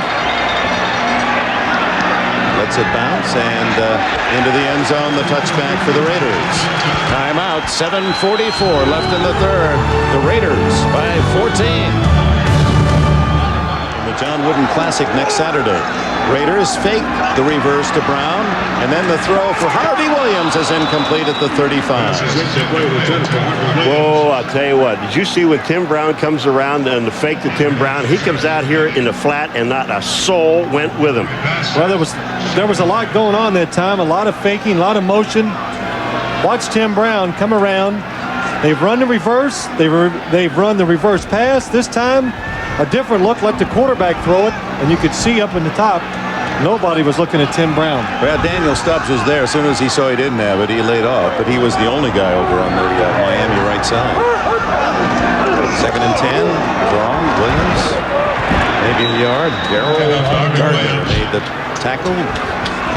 300-pound rookie from Baylor. You know, the one thing about Steve Wisniewski in the game, and I know that the players respect him for this, he doesn't stop. Here's Wisniewski now on Daryl Gardner. Now watch Wisniewski. Here he is. He's going to somebody else. I mean, I got time. Armstrong said, wait a minute, will you quit pushing me? You get to know him, don't you? Doesn't matter where you play. You're going to get to know. Every single guy along that front 7 of Miami knows who he is. He introduces himself. 3rd down 9. flags go flying offside, and then the dump off. No, now they're going to say no play. Looked as if that, I guess there was contact again before the snap by Miami, unless it was a false start. False start. Offense, number 75 prior to the snap. Tackle 5-yard Pat penalty, Harlow. still third down. That'll be the left tackle over here. There he is. Now, what's he doing? Watch this. You be the judge. He does. He rocks back. Now, they can flinch. They can do it as long as they don't get in the neutral zone. But there is on the top side, that's Armstrong. Trace Armstrong is in a neutral zone, but Harlow had already moved. Yeah, I thought Miami had moved first, but they had not made contact. Nevertheless, 5 yards against the Raiders to the 16. Hostetler going long to Jett. Incomplete. Jett had done all the right things. He had run his man deep. J.B. Brown came back for the ball, but couldn't pull it in. That was a great job by J.B. Brown, just trying to stay in the area, Phil, because this is the hardest pass to defend, the one that's thrown short. Yeah, he was in trouble, Paul. Like you say, that when the ball is short, it's hard for the defensive back to make the adjustment. The wide receiver right there, I thought James Jett should have made the adjustment and made the catch. Went right through his hands, hit him in the knee. Uh-oh, Mr. Excitement again. Billy Joe. Billy Joe hit one for 51 yards. A line driver. O.J. McDuffie sneaks up a couple of steps to the 40. Oh, look at this. Great kick toward the sidelines. And out of bounds. No return on that one at the 30-yard line. The NFL has a new punting star. Billy Joe. 53 yards. Back to Oakland, I'm Jim Gray. Well, Billy Joe Holbert has punted for 4 years with Jeff Gossett. During halftime, Jeff Gossett, the regular punter who has a couple of cracked ribs, told me that he recommended Holbert be the guy because he can uncork one every now and again and has in his 4 years during practice. Dick? All right, thanks, Jim Gray. A first down pass to O.J. McDuffie from Marino. Morton with the tackle. When Billy Joe came to the sidelines, lots of congratulations and smiles. That was a 54-yard punt, no return by Holbert. They call affectionately Mongo here with the He's got a lot of nicknames out here. First down, Miami at the 43. Dolphins trail 14-0. Just under 6 minutes left in the third. Irving Spikes seeing some duty, and a flag down as Spikes is tackled at the 50. That usually means a 10-yard holding going the other way.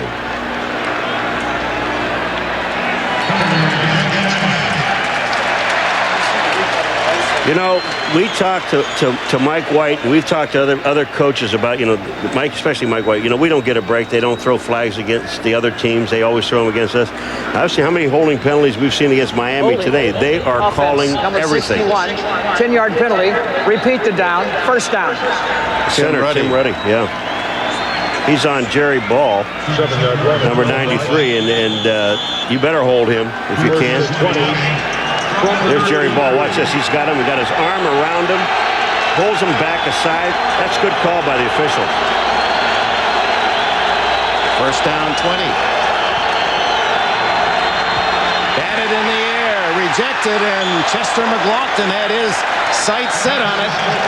He fly swatted that big old Chester from Clemson.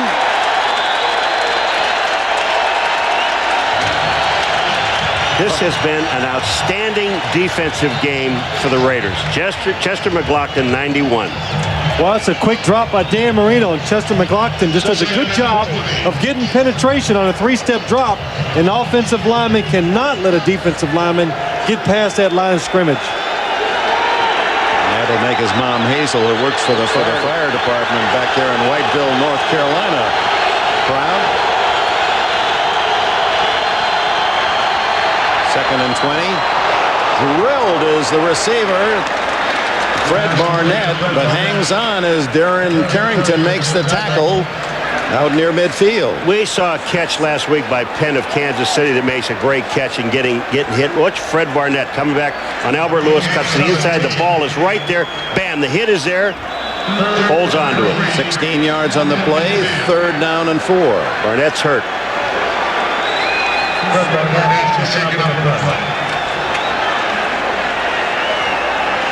It just looks like maybe the wind or something. But, you know, this guy, you talk about fighting back. I mean, this is a tough player. They were talking about whether or not that cadaver's tissue was from a fast runner or from a Dolphin fan. Fred feels it might have actually been from a female.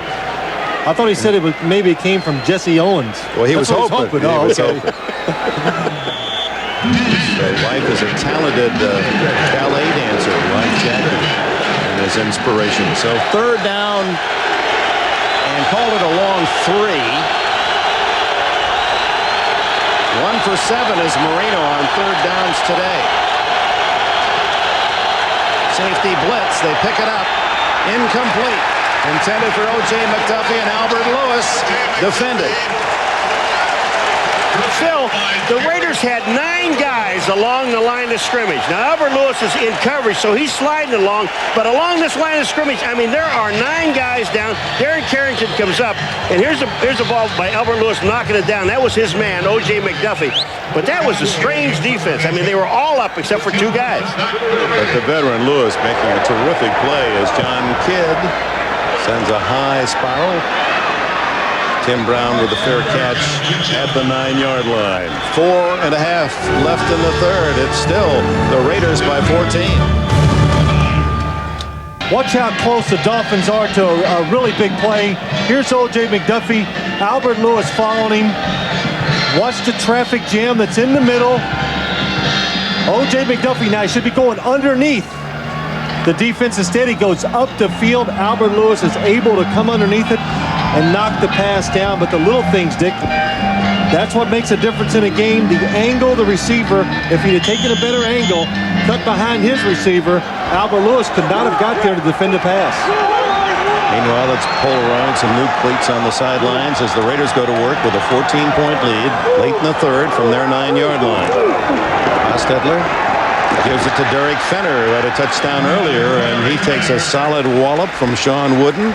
Shane Burton assists. The thing looked like the pit at Indy. Those guys changing tires, changing cleats. They got the drill going. I mean, you know, these guys change all the time. I mean, guys, I can't. These cleats are too short. They're too long. Sean Wooden, the rookie from Notre Dame, moved to strong safety, replacing Louis Oliver, and Sean Hill inserted into the starting lineup by Jimmy Johnson today. Raiders running the ball effectively, and it's Fenner close to a first down at the 19. Dwight Hollier made the stop. Other scores roll through. First down for Oakland. Well, Jimmy Johnson a couple times today has shown his faith in his defense by not going for it on 4th and a foot, 4th and a couple inches, and the defense has responded. But how many times can they keep stopping this Raider offense and giving it back to the Dolphin offense? 3:20 left in the third period. And a flag. Looked like Kevin Gogan was a little too quick in his movement. Michael Stewart was getting banged around by Andrew Glover. I mean, False start. Offense, number 66. 5-yard penalty. Still first down. 325-pound Kevin Gogan. Yeah, well, he moves. You know he does. And then Michael Stewart, watch this, number 35. Watch him come in. There's Dudley. There's Glover. Watch these 2 guys. Bang, bang. Get out of here. First down and 15. Fenner driving out to the 17-yard line. Steve Empman and Tim Bowens and others down low to trip him up. Clock ticks away late in the third. Raiders scored in the second period on a Hostetler to Tim Brown 22-yard touchdown pass after Derek Fenner had run for a 6-yard score. And meanwhile, it's been maybe the best effort of the season by the Raider defense. They have stymied Miami the entire afternoon. closest Miami to scoring was missing a 42-yard field goal after a 37-yarder was canceled by a 5-yard penalty. Last play of the first half. Harvey Williams, only a yard. Zach Thomas with another tackle.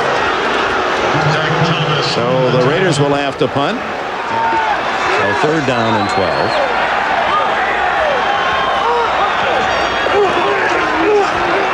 Hostetler over the middle. And it's Harvey Williams tackled at the 21. Zach Thomas another. He's going to be in double figures in tackles. And Hostetler goes down hard as he delivers the ball. And of course, Jeff, with more than his share of injuries in his years here with the Raiders, apparently okay. Tim Bowens, number 95, is the man that's going to hit Jeff Hostetler, and it's good coverage down the field. Look, good protection, plenty of time. Oh, well, nobody hit him. Looks like he might have caught his cleat in the turf. Here comes one of the stars for the Raiders today, Billy Joe Hobart with Terrell Buckley deep. Ooh, just gets that away, and a flag goes with it. Fair catch by Buckley at the 48-yard line, but running into the punter. No, this one's going to be 15 yards. This is roughing the kicker. It's going to be a 15-yard penalty and an automatic first down. So Hobart in an incredible role.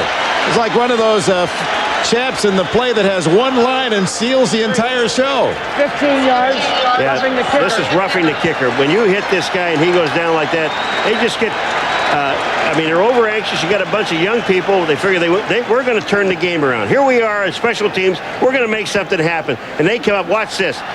He's being hit. I mean, I can understand that call. Larry Izzo, who has blocked one punt, the rookie from Rice, and he gets enough of him to earn a 15-yard roughing penalty out to the 37 and a first down. You know what I'm looking at this offense of the Raiders? Ever since that first drive when they scored a touchdown, Dick, it's almost like, okay, we're 14 points up. Let's not lose the ball game. That's right. That's exactly what they're doing. The Dolphin offense cannot move the ball in the Raider defense, so why take a chance? Hostetler to Tim Brown. And Brown out of bounds at the 49-yard line. 31 seconds on the clock. Third quarter, 14-0 Oakland. A gain of 11. First and 10 Raiders at the 48. There's just no way that I can imagine a guy like Tim Brown, where I don't care whether he goes in motion or if he blocks at the line of scrimmage, that he is left alone. You know, because you know that is Hostetler's favorite target. He does seem to be open all the time, doesn't he? Those short crossing patterns. Hoffman to the midfield stripe, a gain of about 1, and little extra words from Barrett Robbins with one of the Miami players as the final seconds tick away in the third. We'll be back after these messages from your local station. Rich Camarillo signed as the punter to replace Jeff Gossett. Broken ribs out, but came up a bit lame, and so Billy Joe Hobart has been a solid replacement. Ricky Dudley, the tight end, fumbled the ball. Let's see who has it. A scramble at the 43. No signal yet. Yes, Miami Dolphins have recovered. So Dudley, who's had trouble hanging on to it, has been enjoying a big day, but Sean Wooden able to come up with the ball as it appeared Buckley stripped it away. Terrell Buckley makes a nice play, and you know they already gave the ball to Miami, and they get down there fighting over the football. There's no reason for it. Sean Wooden gets the ball, but Terrell Buckley makes an outstanding play on Dudley. He stays with him, goes up, makes the hit. Now, watch this. He just reaches in and knocks the ball out of his hand. Boy, is that, I mean, that's heads-up football. Let's stand with it. Ricky Dudley was going to try to reach that ball out to get that extra half yard. Terrell Buckley, being smart, reaches in and knocks it out. First takeaway by Miami today at the 43. First play of the fourth quarter goes to Miami on a fumble. Marino goes long for Barnett. Intercepted. Albert Lewis, the veteran, has his second of the year.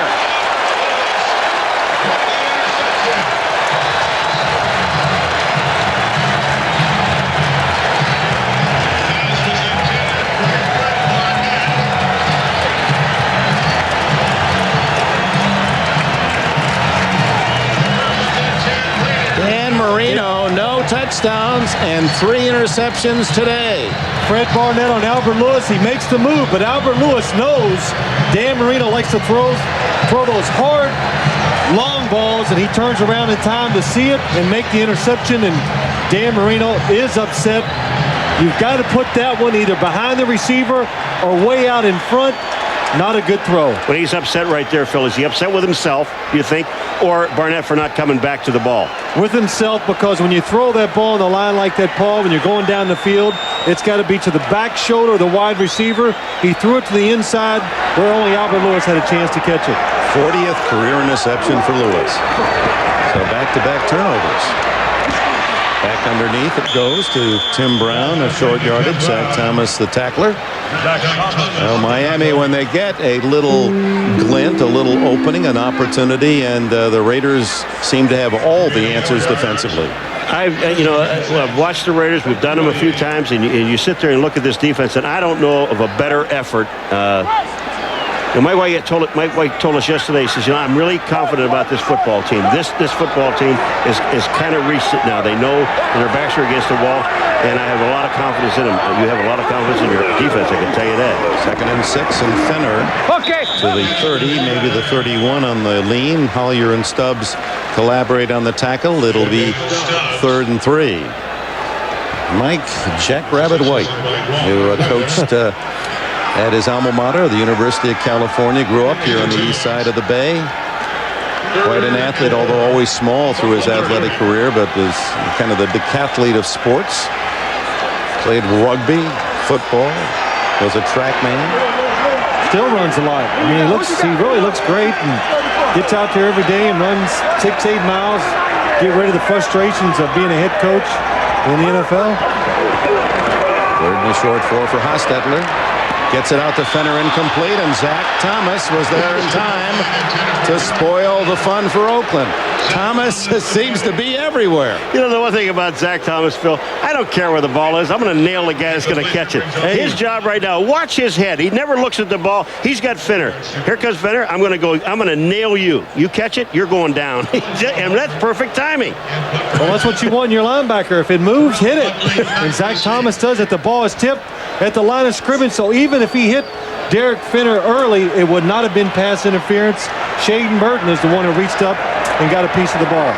Now Hobart to punt once again. Billy Joe.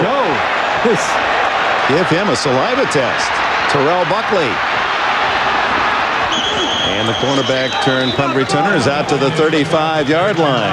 13 minutes and change remain. 14-zip.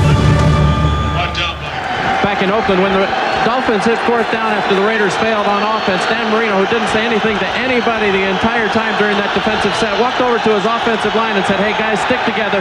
We only lost a minute and we should be able to pick things up and do better. Dick? Well, they're doing better in a hurry as they go to the big tight end for the first time, Troy Drayton, and he rambles all the way to the Raider 32, a 36-yard gain, the longest play of the day for Miami.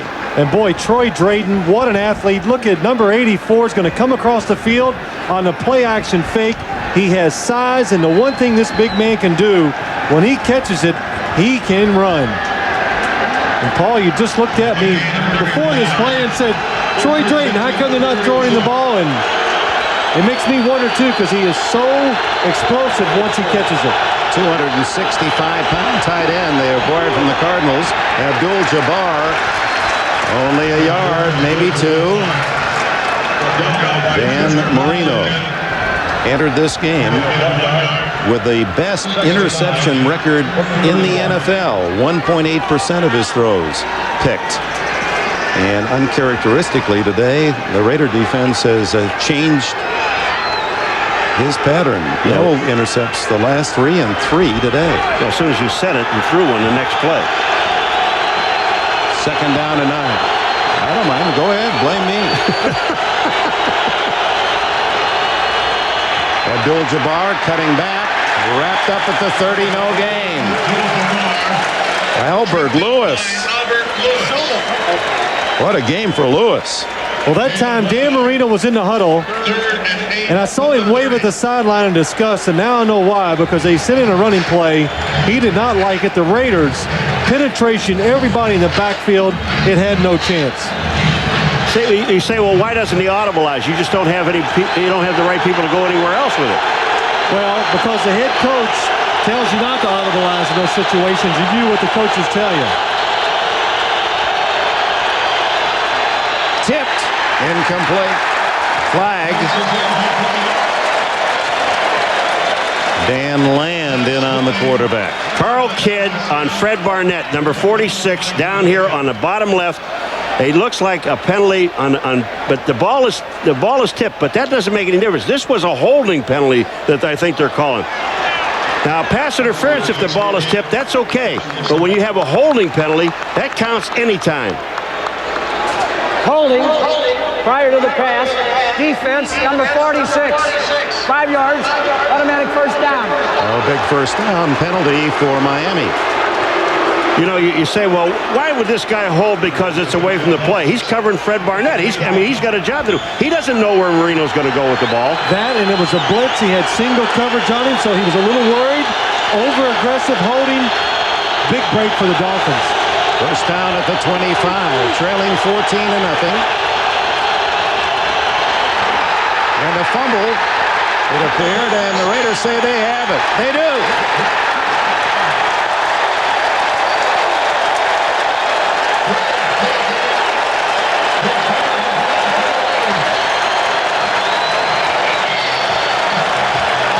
I will say this one thing, Dick. This will be a game that Marino would love to forget. Well, I think Dan Marino could sense the fact that they were going to blitz. He's pulling out just a little too soon. The ball's on his fingertips. That's a good shot of the quarterback leaving before the snap of the ball.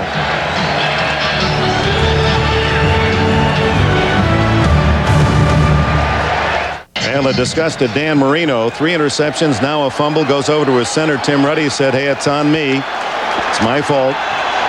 Later he was pointing at himself. At the 26, a loss of a yard as Napoleon Kaufman tackled by Daniel Stubbs. Let's go back to Marino's day, mad day for him to be mad. First intercepted by Terry McDaniel. And then another by linebacker Mike Morton. Some of these throws certainly aren't what you would expect from Marino. And then Albert Lewis, perfect coverage. And then the fumble. So 14-0, the Raiders creating some agony in the face of Dan Marino. Second down 11, Hostetler over the middle. Complete to Darrell Hobbs, his first catch. Hobbs with 36 on the season. You know, Dick, the interesting thing about the Miami Dolphins, I mean, how do you figure it? They've had the ball 6 possessions. They started with the opening kickoff in the second half. 6 possessions in this half, 3 punts, and 3 turnovers. You know, when you talk about uncharacteristic about a team. That, and they've had good field position this whole second half, and the Raiders have been so conservative on offense because, well, the Dolphins keep messing it up, so why take a chance? Or if you're a Raider fan, the defense has been too tough for the Dolphins. 3rd and 2. Wide open is Kaufman. Gets a running start and all the way to the 45-yard line. First down. Armstrong and Buckley finally get him to the ground. Well, the Dolphins come on a blitz. They send the linebackers up in the middle. Napoleon Kaufman, nobody is covering him. Jeff Hostetler knows if they blitz, he's the hot receiver, dumps it off to him, and Napoleon Kaufman does an excellent job of running up the field, getting extra yardage. 11 on the play, 9:08, 9:07 left in the fourth. A win for the Raiders would move them to 6-7 and drop the Dolphins to the same count. First down, Hostetler. James Jett, loose coverage. First down, flag down. This will be a face mask penalty. And they'll tack that on at the end. It'll be a 5-yarder. Harris on the tackle. Face mask, defense, number 27, 5 yards, first down. That'll take it inside the Miami 40. Terrell Buckley coming up trying to make the play, and it's not meant to be, but they called it on Terrell Buckley, and it wasn't him. It was on Sean Hill, number 31. 12 yards. It's a shame you get accused of something you didn't do. You know what I mean? Yes, it's happened to me. Yeah. Well, after those guys keep hitting you in the head after those interceptions, a lot of things should happen. Well, look at the Dolphin defense being a little conservative, and now's the time of the game, and they have to come up here and really take a chance now to stop this Raider drive. Kaufman. Oh, Dwight Howyer just sliding down the legs at his ankles as he was ready to sprint down the sidelines. 1 yard gain. Second and 9. Well, the Dolphins get everybody up the field, and if Dwight Howyer, good job of keeping outside technique. That enables him to fall off and make the tackle. If he'd have gambled, went inside, Napoleon Kaufman would have had a big game. That's why you must be aware of where you are on the field and who's to your inside, because once people get outside, now you have no one out there to help you. Kaufman with 42 yards rushing today. Fenner with 40. Second and 9. Hostetler to the 30-yard line, 29. Tim Brown hit by Buckley. It'll be shy of a first down by a yard. What a job by Tim Brown. He just stayed in front of Terrell Buckley. He is a small corner. Tim Brown would be considered a pretty big receiver. He keeps his body in front of him, and there's no way Buckley can get around him and make the play. Meanwhile, the clock runs. 7:20 left in the fourth. Shooting for another 1,000-yard season is Brown. He's been over that mark the last 3 years.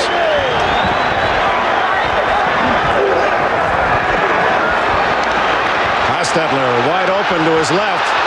Chased by Howyer to safety, and a first down at the 21.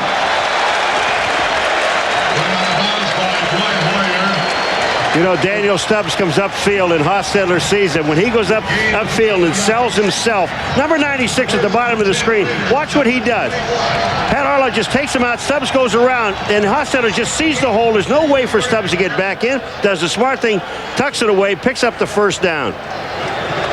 Well, I think that's the third time today on third and less than a yard. The Raiders have run a play-action pass. They have never gotten the ball down the field with the throw, but Jeff Hostetler scrambled a couple times for first downs. 8th play of the drive. Fenner hit by Tim Bowens. Dropped at the 20, a gain of 1. Well, in the first half, it was interesting that the Dolphins had not been shut out the first half of the game in 32 games. And now they're looking for points, still blanked with 6 minutes remaining, and the Raiders a 2-touchdown lead and well into field goal range. And chewing up the clock now under 6 minutes.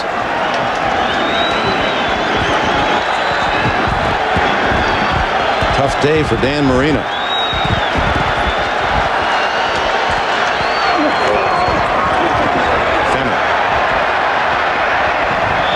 Maybe a yard. Anthony Harris, Trace Armstrong in on the stop. Anthony Harris on the tackle. Now this is such a big game for those that are out in the fringe for a playoff, in that a win by the Raiders, although they would have a tie in record with Miami, it would put them ahead because of the head-to-head, as Al Davis, the Hall of Fame owner. You know, they've taken some shots at Al this week in here in Oakland and talking about, you know, the game has passed him by. That man I've known for 41 years, recruited me in college. I'll tell you one thing, he's forgotten more football than most people know. This guy put this team together. 3rd and 9. Hostetler throws it away. Wisely so. 4th and 9. Cole Ford to try the field goal.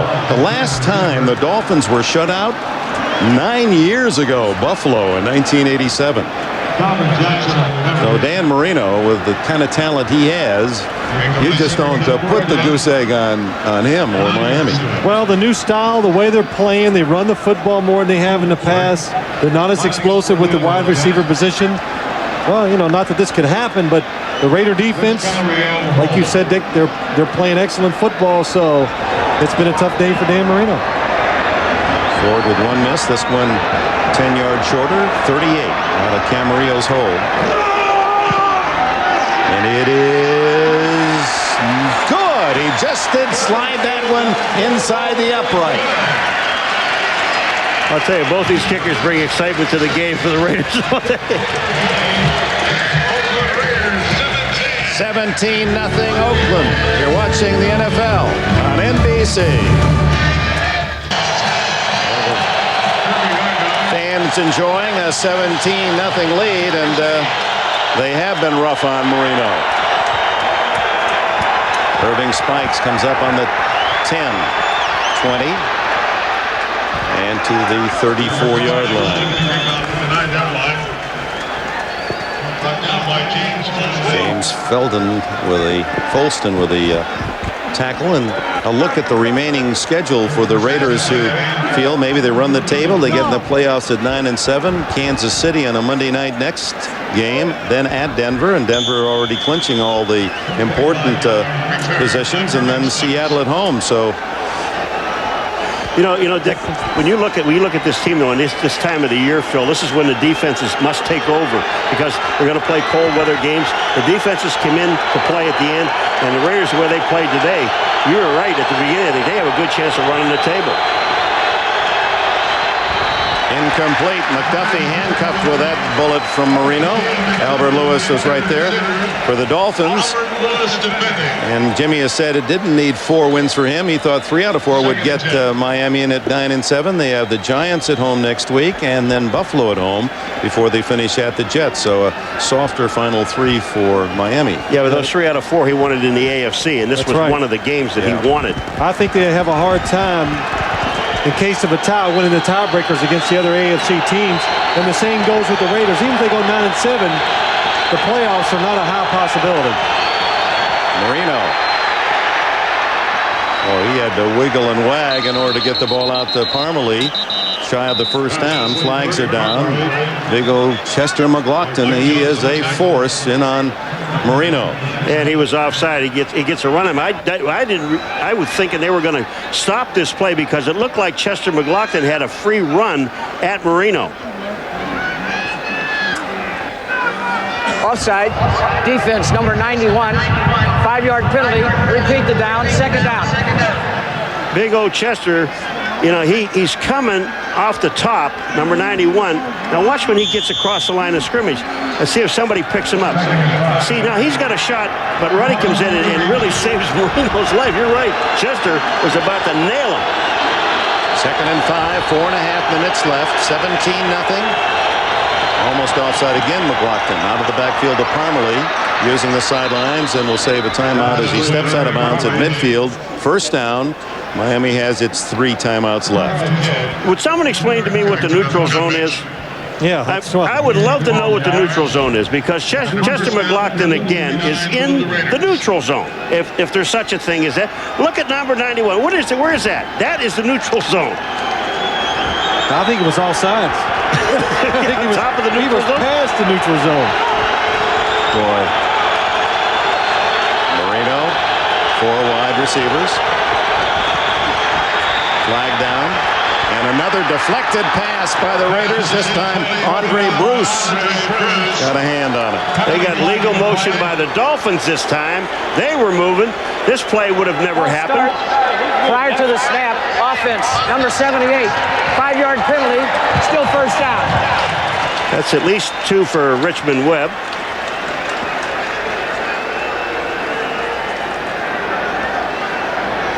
Number 78, left tackle, that's movement. Once you move, once you are in a position, whether you're in a 3-point stance or a 2-point stance, makes no difference.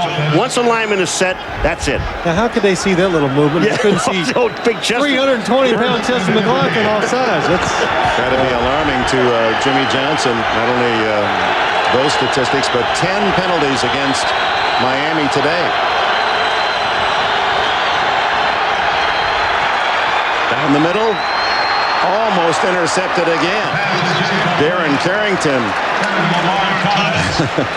hopping at the opportunity. Darren Carrington couldn't get by the receiver, And that's what he's all upset about. Lamar Thomas was there. He couldn't get around him. Lamar Thomas gets his hand back inside. This ball should have been intercepted. This should have been number 4. Yeah, just the Dolphin receivers have been so rarely open, even when they have caught passes. There've been a black jersey right on them. Well, that's one of the problems they've had all year, Dick. They can't separate from the defensive backs. The Raiders, the one thing they have speed at the corners, so it's making it tough on the Dolphin receivers. Marino to Parmalee, and that one through traffic, incomplete. Parmalee couldn't pull it in as Mike Jones was on him. Again, just tight coverage. Well, you thought Miami, a lot of folks, as you see Marino deliver again, it's easy to forget that 2 players that are starring in this league were in Dolphin uniforms recently. Yes, you got Irving Fryer, another big day today. And then I'm just guessing Keith Jackson. Well, how about the fella down in San Diego? That's a pretty good one, too. That's right. That was a few years ago. Keith Jackson, I always hear Dan Marino talking about him, how much he loved him to throw the football to him as a tight end. Marino again to the sidelines, and Lamar Thomas turns it up enough to get the first down. That was an alert play by Thomas, who played at the University of Miami. He was about to go out of bounds a yard shy and cut it upfield enough for the first down. Tony Martin, San Diego. That's it. It was just the leading touchdown maker in the league catching the ball. Well, he just couldn't catch the ball when he was at Miami. He was just breaking in, trying to learn a few things of the trade. And well, back then they had so many good receivers, they didn't have to wait on you. They could move you on and pick up another player. Well, those are 3 outstanding players that Marino does not have now. Quick toss. What a catch by Fred Barnett. How did he stretch that far? What a pass. What a pass. I mean, Fred Barnett makes a great move, but what a pass. Carl Kidd has no chance on this ball. And watch Barnett. Watch him stretch his arms to make the catch. Look where the ball is. Over the head of Kidd. He has no chance to turn. That's how Dan Marino meant to throw that pass a few series ago that was intercepted by Albert Lewis. High into the outside where his receiver is the only one that can get it. Underneath this time, it goes to Bernie Parmalee. Tackled just shy of the 10-yard line by Dan Land. Back to Barnett. He leads the Dolphins with 6 catches and 95 yards today. Clock running, 3:18. 17-0 the deficit, staring at Marino and Miami. Guns this one incomplete. And O.J. McDuffie had it, but Albert Lewis timing his hit perfectly. Albert Lewis goes to the Pro Bowl for today. I mean, this guy just has had a phenomenal football game. 36 years old. We're talking about Marcus Allen, the oldest running back. Here's Lewis playing a tough corner, still has his speed, and of course all the wisdom that comes with his 14 years in the league out of Grambling. You know, not only does he intercept passes, knocks him down, but he made some pretty good run stops today. 3rd and 3 with 3 minutes 8 seconds left in the 4th. Marino has to spend a timeout.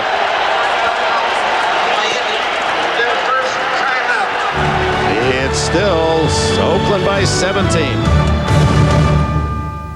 Miami 3rd down 3 at the Raider 10. The fade incomplete, flag down. Fred Barnett covered by Carl Kidd. Dan Marino has had an atypical afternoon for this great NFL superstar. 3 interceptions and a fumble. No touchdowns, obviously. He's compiled 246 yards, but this has been the deepest penetration by Miami for the afternoon. Hands, defense, hands to the face, number 46. 5-yard penalty, automatic first down. Carl Kidd, number 46. Man coverage on Fred Barnett. Hands to the face. I didn't see any hands to the face. I must need glasses. Unless his face dropped about 6 inches. He's got a big chin. I think so. No, you're right, Carl. You didn't grab his face. 1st and goal at the 5. You held him, but you didn't grab his face.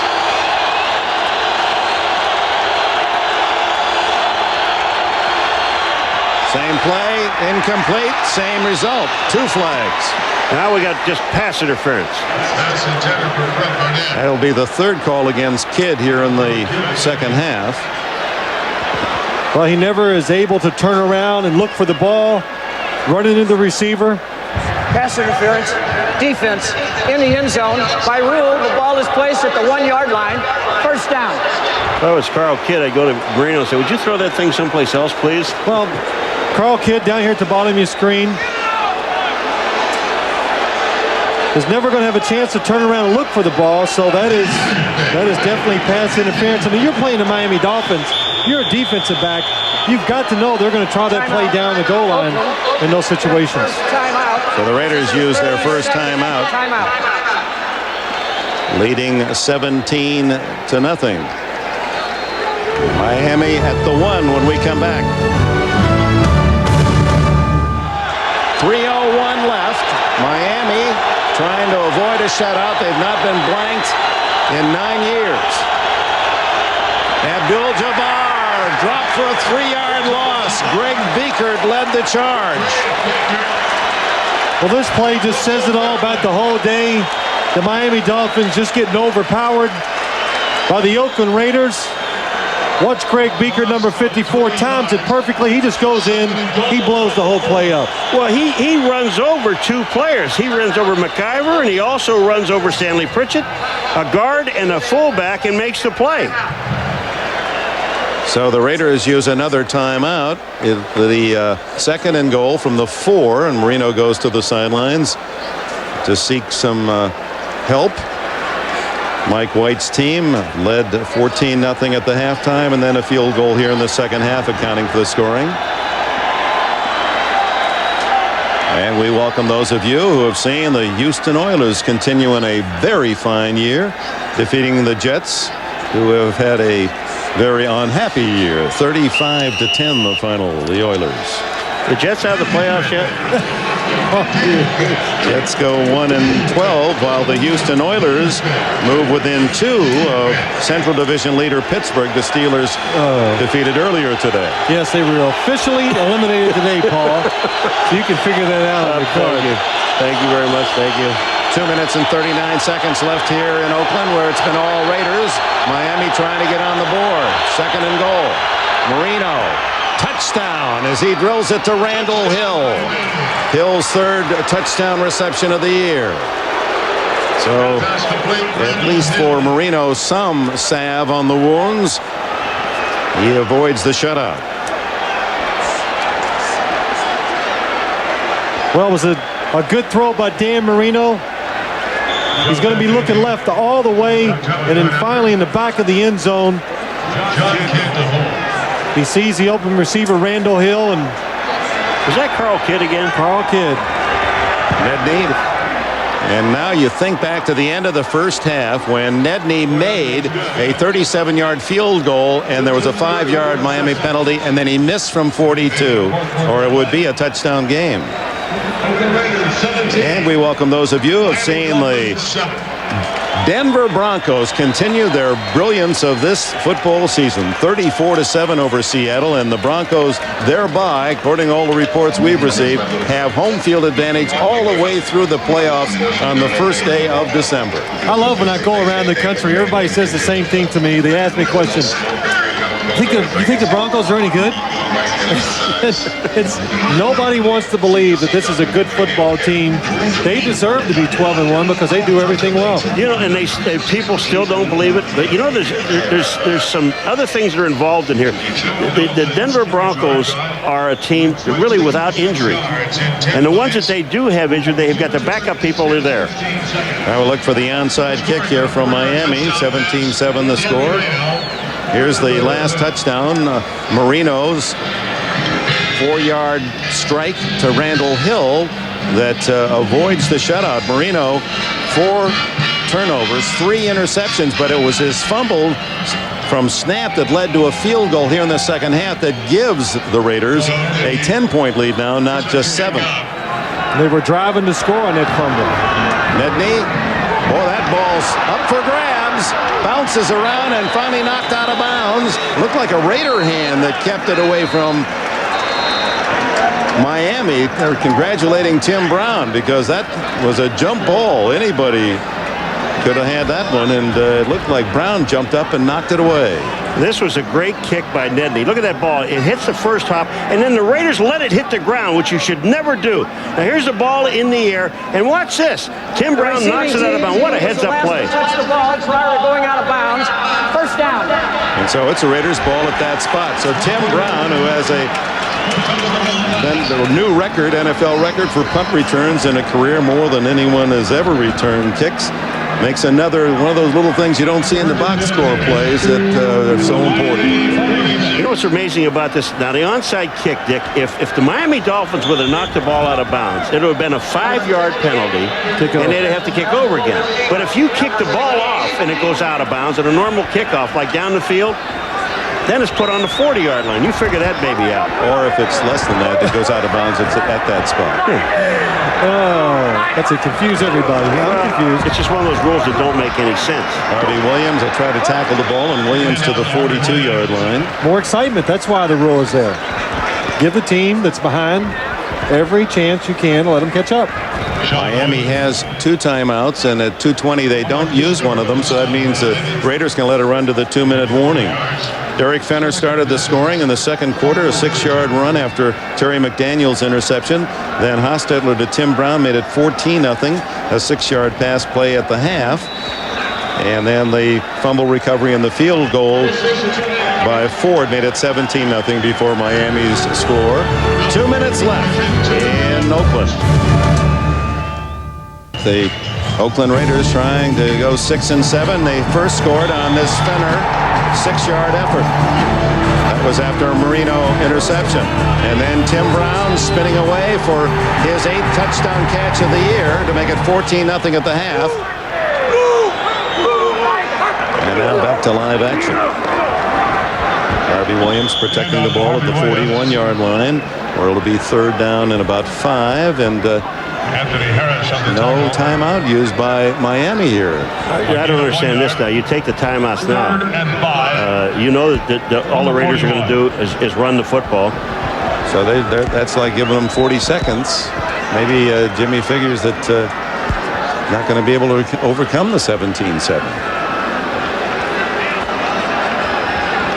That casts a I'm surprised. Yes, I'm trying to think of a lot of reasons why you don't call the timeout, but I can't come up with any. Brown in motion on 3rd down. And Williams fights close to the 1st down. He's a yard shy. Shane Burton makes the tackle. You're still not taking it. Now they take it 1:08 left. Shane Burton on the tackle. And Miami has 1 timeout left. This is a 30-second timeout. Now, Paul told me no matter how cold it is in Green Bay, he was going to go in short sleeves and do the game. No, see, I didn't throw an interception and have somebody slap me in the head. Believe me, I'm not going in short sleeve. Emergency kicker Billy Joe Hobart has done a terrific job, as you saw, over 41-yard average today.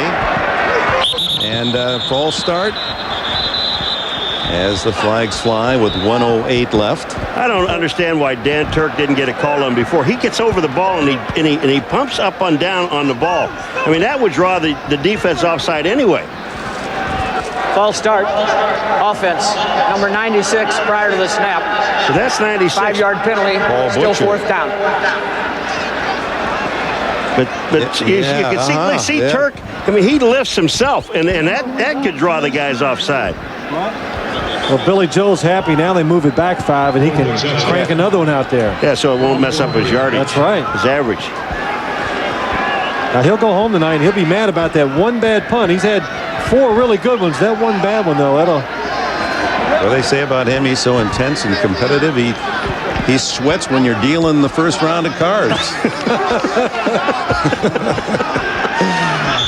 I'd say he is a joy to talk to. He's fun. Oh, man.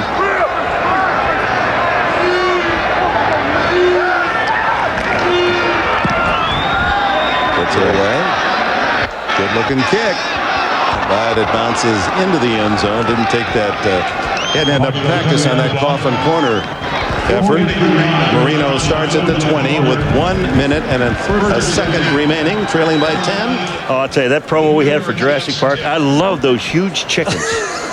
What were those? I don't know. Well, in a way, a prehistoric chicken. Looked like a chicken, didn't it? Yeah. Beautiful. What do you think you were in your first life? I was one of those chickens. You were a rock. Marino underneath. Parmalee protects the ball out to the 35. And Marino will not use his last time out here. Mike Morton on the tackle. Well, for those of you who weren't with us for the entire game here in Oakland, it's been an outstanding effort by the Raider defense. They just harassed Marino from the opening bell down to the 50, 31, 30 seconds. He threw 3 interceptions, fumble as well. This is a stats builder now, isn't it? First and 10 at the 49. That's exactly what it is. And the Raiders just give them a chance for 1 or 2 more plays, and then they'll. McDuffie to the 40. And Marino uses his last time out with 9 seconds.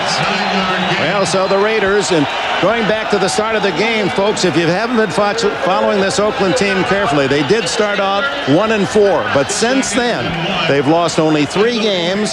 One 22-21 to Denver, and the other 2 were in overtime.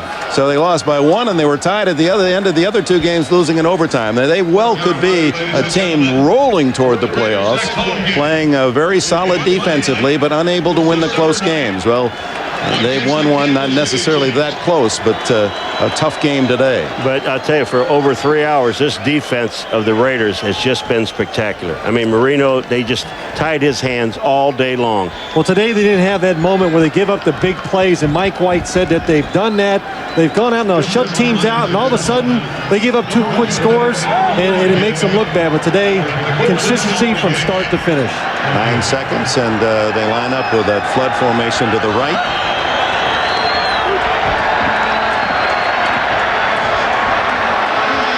To the goal line. And it falls incomplete with 1 second left. It gives you a chance to practice that Hail Mary pass once more. Jimmy Johnson, the master motivator. Tough week, losing on Monday night, a game that he thought they should have won against the Steelers. Had many opportunities in that game to win it, and actually I thought they played well. Today they just weren't up. They weren't up physically, just not a match for the Oakland Raiders. The 9-7 teams, some will get in, or one will get in, 9-7. These guys could go to 9-7, both of these teams. Right. There might be one 9-7 team get in. Well, this is it, and it ends with a Raiders sack. Nolan Harrison, the punctuation mark on a 17-7 Oakland Raider win. Final score, Oakland Raiders 17, Miami Dolphins 7. Both the Dolphins and the Raiders now 6-7, both needing 3 in a row to make the playoffs.